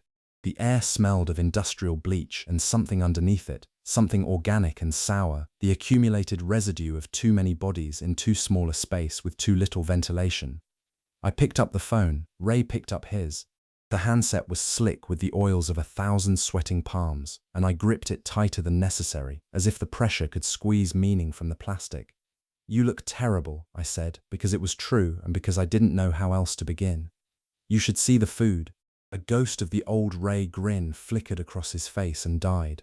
The skin around his eyes was papery and loose, his cheeks hollowed, his beard growing in salt and pepper stubble that aged him a decade. The man behind the plexiglass was a rough sketch of the man who had charged into burning buildings and stared down armed suspects. The lines were all there, but the color had drained out. "How are they treating you? Like a cop in a jail full of people cops put here. How do you think?" He shifted on the metal stool, and the chains rattled again. "They've got me in protective custody, separate cell, meals alone, 23 hours of staring at a wall and 1 hour of staring at a different wall. Ray, your lawyer, Jennifer Watts, good attorney, expensive." Carol's burning through the savings. He leaned forward until his breath fogged the plexiglass between us. "But you didn't come here to talk about lawyers, did you, Frankie?" I looked at him through the smudged glass, my partner, my brother, the man who had stood at my side through 1,000 dark nights, now sitting in chains on the wrong side of a partition. The fluorescent light above us hummed with a persistent, neurotic vibration, casting flat, shadowless light that made every blemish and wrinkle pitilessly visible. "No," I said, I came because I need to understand, face to face. Not through Caroline's tears or Tommy's confession or Marcus's forensic analysis. Emotion. From you, why? Ray's hands went to his face. He pressed his palms against his eyes, and I could see the tendons in his forearms straining beneath the orange fabric, the chains pulling taut. When he lowered his hands, his eyes were raw. You want the dad answer or the cop answer? I want the truth. The truth. He repeated the word as if tasting it, rolling it around his mouth like an unfamiliar flavor. The truth is that I got a phone call at midnight from my 20-year-old son, sobbing so hard he couldn't form words. The truth is I drove to that apartment and found Danny Watts dead on the floor and my boy in the corner, covered in blood, rocking back and forth like a broken metronome. The truth is I stood in that doorway and I had about 45 seconds to make a choice that would define the rest of my life. And you chose wrong. I chose my son. Is that wrong? Maybe, probably, legally, definitely. But you stand in that doorway, Frank. You stand there and look at your child, and tell me you wouldn't have done the same thing. I wouldn't have framed an innocent man. The words sat between us on the plexiglass shelf, cold and irrefutable. Ray absorbed them the way a boxer absorbs a body shot, a visible contraction, a tightening of everything, followed by a slow, forced exhale. Morrison, he said quietly. Edward James Morrison, 37 years old. 2 priors for petty theft, 1 for drug possession, lived 3 floors below Watts in the same building. Wrong place, wrong background, wrong luck. He paused. I picked him because he was convenient, because nobody would question it. Because the system we built makes it easy to point at a man with priors and say, that's your guy. And God help me, Frank, I was right. Nobody questioned it. Not the DA. Emotion. Not the jury. Not you.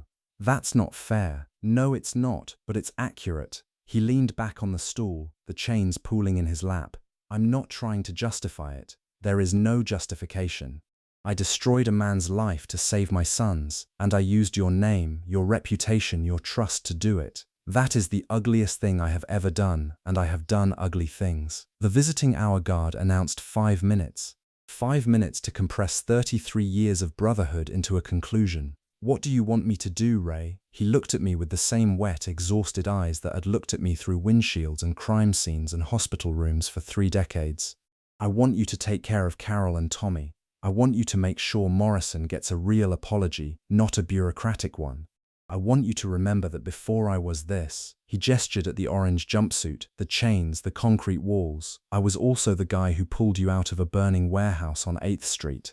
I was the guy who held your hand in the back of an ambulance when that dealer shot you in the vest and cracked 3 of your ribs. I was both of those men, Frank. The hero and the monster. They lived in the same body. They wore the same badge.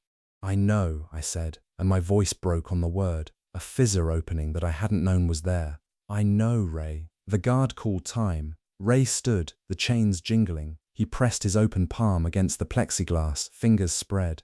I raised my hand and placed it against the glass on my side, matching his finger for finger. The glass was cold and hard between us, a barrier that was also, in that moment, a bridge. Be better than me, Frankie, he said. That was always supposed to be the deal. The guard took his arm. Ray turned and shuffled toward the steel door at the far end of the room, the chains marking his steps with a soft metronomic rattle. The door opened, revealing a corridor of fluorescent light and grey walls. Ray Donovan passed through it without looking back, and the door closed behind him with a sound that carried a finality I felt in my teeth. I sat for a long time after that, the dead phone receiver still pressed to my ear, the echo of chains still hanging in the flat, bleached air. Carol stood in the bare kitchen where she had cooked 10,000 meals, her hand resting on the counter as if she could still feel the warmth of the life that had lived there. The house was almost empty. The movers had come and gone in 3 hours, efficient, dispassionate men in grey uniforms who disassembled and boxed 35 years of a family's existence with the mechanical competence of surgeons performing a routine procedure. The couch was gone, the dining table was gone. Ray's recliner, the brown leather one with the permanent dent in the right cushion, was gone. The walls, stripped of their photographs and paintings, revealed a map of faded paint rectangles where frames had hung, ghostly outlines of a life that used to fill the space. I carried the last box to the truck. It was heavier than it looked. Books, mostly. Ray's detective novels. shelves of battered paperbacks with cracked spines. Ed McBain, Michael Connolly, James Elroy. He had read them on stakeouts, in waiting rooms, in the break room at the precinct, dog-earing pages with his thick thumb. The weight of them pressed into my forearms, and the intimacy of holding a dying man's library, for that's what it felt like, a posthumous act, settled over me like a coat I hadn't asked to wear. "That's everything," I said, walking back into the kitchen. Carol hadn't moved. She stood at the counter, one hand resting on the laminate surface, the other hanging at her side. She was wearing a grey sweater and jeans, her hair pulled back, no makeup. She looked scrubbed down, essential, reduced to the core elements of herself. "When I moved in here," she said, "I was 23 years old. Ray carried me over the threshold. He was so proud. His first house, his first real paycheck from the department. He said, 'This is where we start, Carol. Everything before this was just practice.' And I believed him. Because when Ray Donovan told you something with that voice of his, believing him was the only reasonable response." She traced a circle on the counter with her finger. The laminate was scratched from decades of cutting boards and hot pans and homework assignments and bills paid and letters written, a palimpsest of domestic life, its history inscribed in surface damage.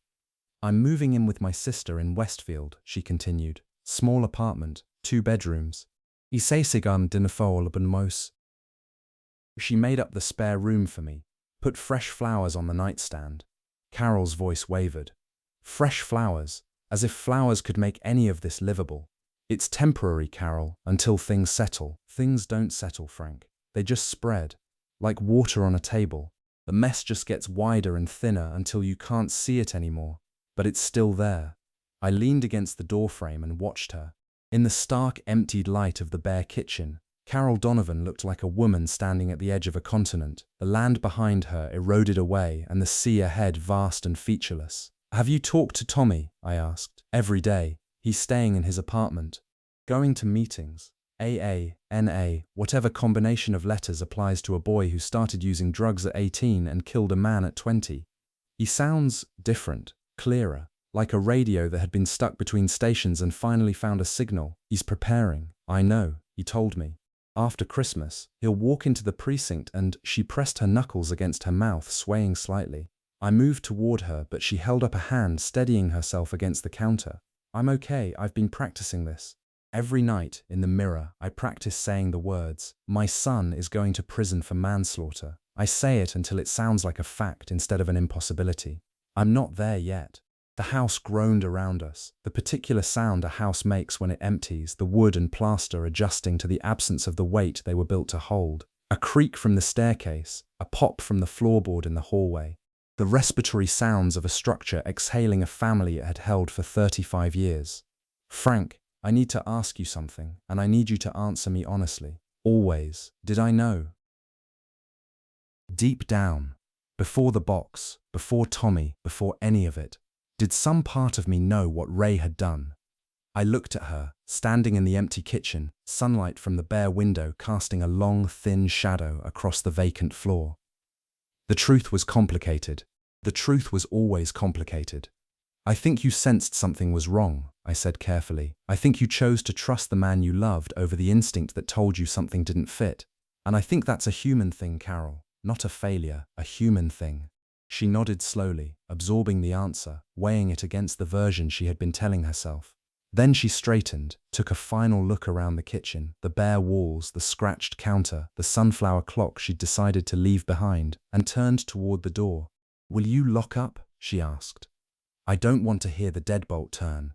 I don't want the last sound of this house to be a lock." I took the key from her outstretched hand. Her fingers were cold, and they squeezed mine briefly. A pulse of contact, of shared history, of the particular grief that comes from watching someone you love build a prison for themselves out of the very materials they used to build a home. Carol walked to her car, a modest sedan packed with the things that wouldn't fit in the moving truck. Small things, personal things. The framed photograph of Tommy's first birthday, the rosary her mother had given her, a coffee mug that said "World's Best Mum" in Tommy's kindergarten handwriting. She climbed in, started the engine, and pulled out of the driveway without looking back. I stood in the empty house alone. The rooms echoed, my footsteps sounded like questions. I walked through each room one final time. the living room where Sunday dinners had left permanent stains of laughter in the air, the study where Ray had locked himself away with his demons, the bedroom where Carol had lain awake for years beside a man whose nightmares she couldn't understand. Then I stepped onto the front porch, pulled the door shut, and turned the key. The deadbolt slid home with a soft, definitive click. I posted the key through the mail slot. It landed on the bare hallway floor with a tinny sound that echoed through the empty house like the last note of a song that had been playing for 35 years. Emotion. Tommy's hands were steady when he placed them on the counter, and I realized that for the first time since I'd known him as a man, he wasn't shaking. The precinct smelled the way it always had. Burnt coffee, floor disinfectant, the faint metallic undertone of old radiators pushing dry heat through iron veins. I stood 3 paces behind Tommy, my own hands burrowed deep in my coat pockets because they were doing the shaking for both of us. Every muscle in my arms was taut, vibrating with a frequency I hadn't felt since the night I drew my weapon for the last time on the job. The body's involuntary revolt against a situation the mind has already accepted. He wore a clean white shirt, pressed, collar sharp, buttons done up to the throat. Carol had ironed it that morning. She had called me at 6 a.m., her voice a carefully assembled structure of composure, each word placed like a brick in a wall she was building against collapse. "He looks so handsome, Frank," she had whispered, and then the line went quiet. I listened to her breathing, slow, deliberate, the breathing of a woman counting to 10 over and over because every number was a second she didn't have to say what she was feeling. 10 seconds. Then she cleared her throat and said, "Will you make sure he eats breakfast? He forgets when he's nervous." He had eaten breakfast, 2 pieces of toast, dry, standing at my kitchen counter because he said sitting down felt too much like waiting, and he was done waiting. I watched him chew and swallow with the mechanical determination of a man fueling himself for a journey, not enjoying a meal.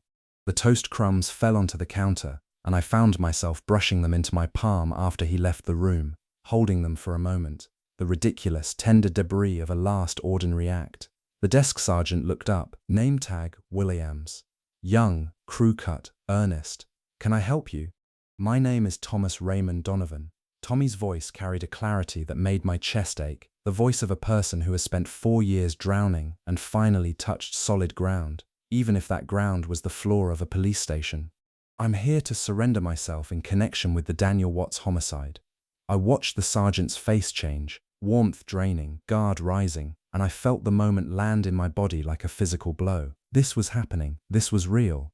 The boy I had bounced on my knee at precinct barbecues, the teenager I had taught to change a tire in my driveway on a sweltering August afternoon, the young man who had sat across from me in my kitchen with a USB drive and the terrified eyes of a person carrying a secret too large for his frame, that boy was surrendering himself for murder. And I was standing behind him, 3 paces back, close enough to hear his breathing but too far away to catch him if he fell. Ramirez appeared, plain clothes, sharp-eyed, measured stride. She asked Tommy to follow her. Tommy turned to me and extended his hand. I took it. His grip was firm, dry, unwavering. The bones of his hand felt solid against my palm, rebuilt, load-bearing, nothing like the trembling architecture I had felt 3 months ago at my kitchen table. I wanted to pull him into an embrace, to hold him the way his father used to hold him after Little League games, tight, proprietary, the grip of a man who believed he could shield his son from the entire world by simply refusing to let go. But that wasn't what Tommy needed. He needed me to shake his hand like a man, to acknowledge the courage of what he was doing without diminishing it with comfort. "Thank you, Uncle Frank, for everything." The rosary caught the light, wooden beads around his wrist, the silver crucifix winking. "Your mother's," I said. "Grandma's. Mum said it would remind me that people survive things." He turned and followed Ramirez through the swing gate. His footsteps were even, unhurried, the walk of a person who has stopped running. At the corridor's bend he paused and looked back, not at me, at the precinct, the desks, the phones, the commendation plaques, the framed photographs of decorated officers. His father's world, the world that had devoured his family and was now, in a final act of terrible symmetry, receiving his surrender. Then he turned the corner, gone. The lobby continued around me. Phones rang. A printer hummed. An officer laughed at something on a computer screen. The ordinary machinery of law enforcement, grinding forward, indifferent to the earthquake that had just passed through its lobby in a pressed white shirt. I walked outside on legs that didn't feel entirely my own. The December air hit my face, sharp, purifying, the cold reaching into my sinuses and clearing the institutional staleness with a single deep breath that tasted of frost and wood smoke and the faintest trace of the pine wreaths someone had hung on the precinct lampposts. I sat on the stone bench and cried, not the dignified, cinematic tears of a man processing grief with quiet nobility. I cried the way a man cries when he has held everything together for 3 months and the last bolt has finally given way, ugly, convulsive, the kind of crying that comes from the diaphragm and sounds like a man trying to cough up something that has been lodged in his chest since October. A passing officer in uniform glanced at me, recognized the look of someone who had just watched a person they loved walk into the building on their last free morning, and kept walking. On the force, you learn to honor another man's breaking point by pretending you didn't see it. When the worst of it passed, I called Carol. Is it done? It's done. He walked in calm and strong, Carol, the steadiest I've ever seen him. The sound she made lived in the space between breathing and prayer. I am proud of him, Frank. That's the devastation of it. I am shattered and proud at the same time, and I don't know how a human being is supposed to hold both of those things without splitting apart. You hold them the way you've held everything else, one breath at a time. Come over tonight, I made soup. I'll be there. I sat on the stone bench until the feeling in my chest condensed into something portable, still heavy but small enough to carry. The winter sun threw long, thin shadows across the precinct steps, and somewhere inside the building behind me, Tommy Donovan was telling the truth, the whole truth. At last. Emotion. I had spent 30 years putting people behind bars, and this was the first time I was standing outside one, waiting for the door to open, praying the man inside wouldn't look at me with the hatred I deserved. Eddie Morrison's exoneration had taken 41 days from the moment Sandra Chen opened the review to the moment a judge signed the order vacating his conviction. 41 days of legal machinery grinding through bureaucratic sediment, while a man who had already lost 4 years waited in the same concrete cell, breathing the same recycled air, watching the same blank walls. Marcus drove me to the state penitentiary. The 2-hour drive north on the interstate was the quietest ride I had ever taken with a man who usually filled silence the way water fills a glass, naturally, completely.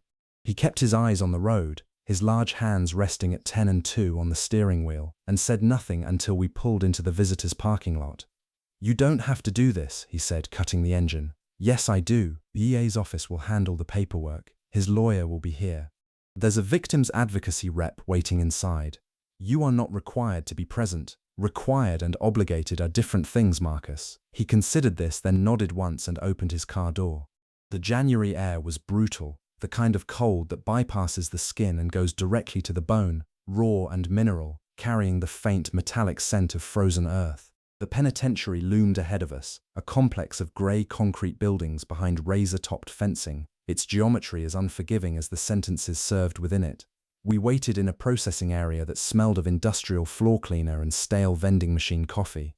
The plastic chairs were bolted to the floor. A clock on the wall counted the seconds with audible precision, each tick a small bureaucratic heartbeat marking the final minutes of a man's wrongful imprisonment. At 11:14 in the morning, a door opened and Eddie Morrison walked out. He was smaller than I remembered from the trial. 4 years in a cell had thinned him. His cheekbones were prominent, his eyes deeper set, his shoulders narrower beneath the grey sweatshirt they had given him to replace the prison uniform. He carried a clear plastic bag containing his personal effects, a wallet, a watch, a pair of shoelaces, the entirety of his material life, transparent and meager. His eyes found me immediately.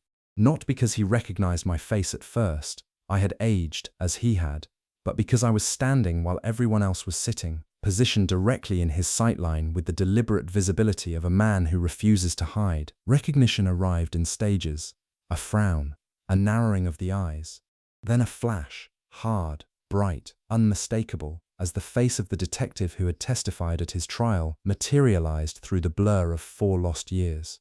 Calloway, he said, not a greeting, an identification, the way a witness identifies a suspect in a lineup. Mr. Morrison. My voice sounded thin against the institutional acoustics. My name is Frank Calloway. I was the lead detective on the case that convicted you. I am here because you deserve to hear, directly from me, that I am sorry." Eddie Morrison stared at me. The plastic bag dangled from his right hand, the watch inside it glinting under the fluorescent lights. His face was unreadable, not blank but layered, a complex topography of emotions compressed into the controlled stillness of a man who has spent 4 years learning to show nothing. "Sorry," he repeated, as if testing the structural integrity of the word. "You're sorry." I testified to evidence I believed was sound. It was not. It was fabricated by my partner. I did not know. But that doesn't absolve me. I should have questioned. I should have checked. I should have been the detective I claimed to be. And I failed you. The processing room was silent. Marcus stood behind me, his presence solid and unobtrusive. Eddie Morrison's lawyer, a young man with glasses and a nervous energy, watched from the corner, one hand on his briefcase. 4 years, Eddie said. His voice was quiet but carried the accumulated weight of a man who had talked to concrete walls and gotten no answers. "You know what 4 years feels like, detective. It feels like drowning in slow motion. Every day you wake up and the water is a little higher. And the worst part isn't the water. The worst part is that nobody on the shore can see it. Nobody's even looking." "I see it now," I said. "Too late, but I see it." Eddie Morrison looked at me for a long, suspended moment. The clock on the wall continued its mechanical count. The fluorescent tubes hummed. Somewhere beyond the processing room, a heavy steel door clanged shut, the sound of a world he was finally leaving. "My mother died while I was in here," he said, his voice cracking along a fault line that had been forming for 4 years. "Pancreatic cancer. They let me attend the funeral in chains, handcuffed to a marshal in the back pew. I couldn't touch her casket. I couldn't hold my sister's hand. I sat there in a suit they gave me that didn't fit and listened to people eulogize a woman who died believing her son was a murderer. I had no response that was sufficient. No words that could span the distance between what had been taken and what could be returned. I stood in the harsh light of that processing room and received his truth the way I should have received the evidence 4 years ago, with open eyes and the absence of convenient assumptions. "I can't give you those years back," I said. "I can't undo what was done. But I can tell you that the man who framed you is in custody.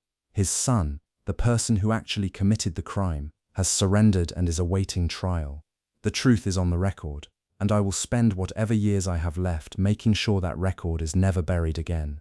Eddie Morrison looked at his plastic bag of possessions. He looked at the door leading to the parking lot, to the free air, to the world that had continued without him for 48 months.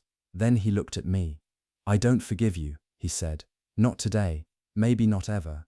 But I believe you didn't know, and that's the only reason I'm not walking past you without a word." He extended his hand. I took it. His grip was dry, firm and brief, a handshake that acknowledged a shared humanity without pretending the damage could be repaired by physical contact. Eddie Morrison walked through the processing room door and into a January morning that was bright, cold, and finally, after 4 years, his. Marcus and I drove home in silence. The interstate stretched ahead, grey and straight, and the winter sun hung low above the horizon, casting long shadows across the frozen fields. Halfway home, Marcus spoke. "That was the bravest thing I've ever seen you do, Frank." "It wasn't brave. It was necessary. Sometimes those are the same thing." I watched the fields pass, brown and barren and waiting for spring, and thought about Eddie Morrison, riding in a different car somewhere behind us, watching the same fields, breathing air that didn't taste of concrete and regret. The road ahead was long, and the rearview mirror held things I could never outrun. But the road was there, and for the first time in months, I could see where it was going, in motion. The gold watch was still in the nightstand drawer, buried under the wool socks I never wore, but it didn't keep me awake anymore. Spring arrived in April, cautious and tentative, the way a guest enters a house where something terrible has recently happened. The crocuses pushed through the soil in my front yard, small, purple, stubbornly alive, and the air carried the earthy, mineral scent of thawing ground, rich and dark, and full of the raw, unfinished promise of renewal. I planted a garden, Not because I knew anything about gardening, my thumbs were as brown as the police-issue boots I used to wear, but because Carol had mentioned it offhandedly during one of our Sunday phone calls. "You need to put your hands in something alive, Frank," she said, "something that grows." So I went to the hardware store, bought a flat of tomato seedlings and a bag of topsoil, and spent a Saturday afternoon on my knees in the backyard, pressing small green things into the cool, dark earth. The act of planting felt absurd at first. Here I was, a 62-year-old retired detective with bad knees and dirty fingernails, arranging seedlings in rows, patting soil around their thin stems, watering them with a hose that leaked at the coupling. But as the afternoon wore on, and the dirt accumulated under my nails and the sun warmed the back of my neck, something in me loosened. A knot that had been pulled tight for months, maybe years, began to slowly, imperceptibly give. Carol was doing better. The word better was relative. It meant she was sleeping through the night more often than not, and she had started cooking again. And she laughed once during our last call, an involuntary burst of sound that surprised both of us. She was living with her sister in Westfield, and the small apartment that had felt like a refugee shelter was starting, she told me, to feel like a home. A different home. A smaller, quieter, lonelier home, but a home. Tommy's trial was scheduled for June. His lawyer, Jennifer Watts, was cautiously optimistic, a phrase that in legal terms meant it could have been worse. Tommy had cooperated fully. He had given a complete statement about the night of Daniel Watts's death, the drugs, the argument, the panic, the knife. The prosecution was considering a plea, voluntary manslaughter, mitigating circumstances, a reduced sentence. Tommy would serve time, but he would also eventually come home. "He writes me letters," Carol told me on the phone. "From the county jail, handwritten on lined paper, emotion. He writes about the other inmates, the food, the books he's reading. He sounds present, like he's actually occupying his own life for the first time. Isn't that strange, that a jail cell could give a person something that freedom couldn't?" "It's not the cell," I said, pressing a seedling into the soil with my thumb. "It's the honesty. He was in a prison of lies for 4 years. This one has walls, but at least he knows why he's there." Ray was awaiting sentencing. His plea deal, arranged by a defense attorney who had to work harder than usual because his client's guilt was documented in his own handwriting, would carry a significant term. Evidence tampering, obstruction of justice, conspiracy. The judge had not been sympathetic. Why would he? A decorated detective, trusted by the system, had used that trust as a weapon against an innocent man. The betrayal was not just personal, it was institutional. I had not visited Ray again since that day at county lockup. Not because I didn't want to, the pull was there, persistent as a phantom limb, but because I needed distance, the kind of distance that allows grief to settle into something manageable, something that doesn't fill every room you walk into. Marcus called me on a Tuesday evening in April, just as I was watering the tomato seedlings. "The Morrison Compensation Board approved the settlement," he said. $2.1 million, plus a formal apology from the governor's office. "It's not enough. It's never enough, but it's a start." He paused. "Frank, I ran into Eddie Morrison last week. At the grocery store, of all places. He was buying oranges. Oranges. He looked different. Not good exactly, not healed, but present. He recognized me and we talked for a few minutes. He asked about you. What did he say? He said, 'Tell Calloway I'm working on it.' I think he meant the forgiveness. I stood in my backyard, the hose dripping water into the fresh soil, and felt something I hadn't felt in a long time. Not happiness, which was too large and too soon, but its smaller, more cautious cousin, the possibility of happiness. The sense that the world, despite its damage, was not finished with any of us yet. That night, I went to the nightstand and opened the top drawer. The gold watch sat where it always had, nestled between the wool socks, its face catching the lamplight. I picked it up. It was lighter than I remembered, or maybe I had grown strong enough to hold it without feeling the full weight of what it represented. The end of a career, the beginning of silence, the slow drift into a retirement that had turned into something far more complicated and far more important than I could have imagined. I wound the watch and placed it on the nightstand, face up. The second hand ticked around the dial in its small, precise orbit, a circle with no beginning and no end, measuring time that had already passed and time that was still arriving. I got into bed and pulled the covers up. The house was quiet, but it was a different quiet now. Not the suffocating silence of a man who couldn't sleep because the world felt too empty. This was the quiet of a man who had done an impossibly hard thing and survived it, and who was learning slowly and imperfectly to let the silence be enough. Outside, the spring rain began, soft, warm, intermittent drops tapping against the window with the gentle insistence of someone knocking on a door they hope will be answered. The tomato seedlings in the garden drank quietly. The crocuses in the front yard closed their petals against the night. And somewhere in the city, in a grocery store, in an apartment, in a county jail, in a state penitentiary, 4 people whose lives had been irreversibly entangled by a single devastating act were each in their own way beginning again. I listened to the rain and the watch and the slow, deep rhythm of my own breathing, and I slept. For the first time in a very long time, I slept without dreaming of the truth, because the truth was finally out of the shadows, standing in the plain, unforgiving light of day where it had always belonged. Emotion.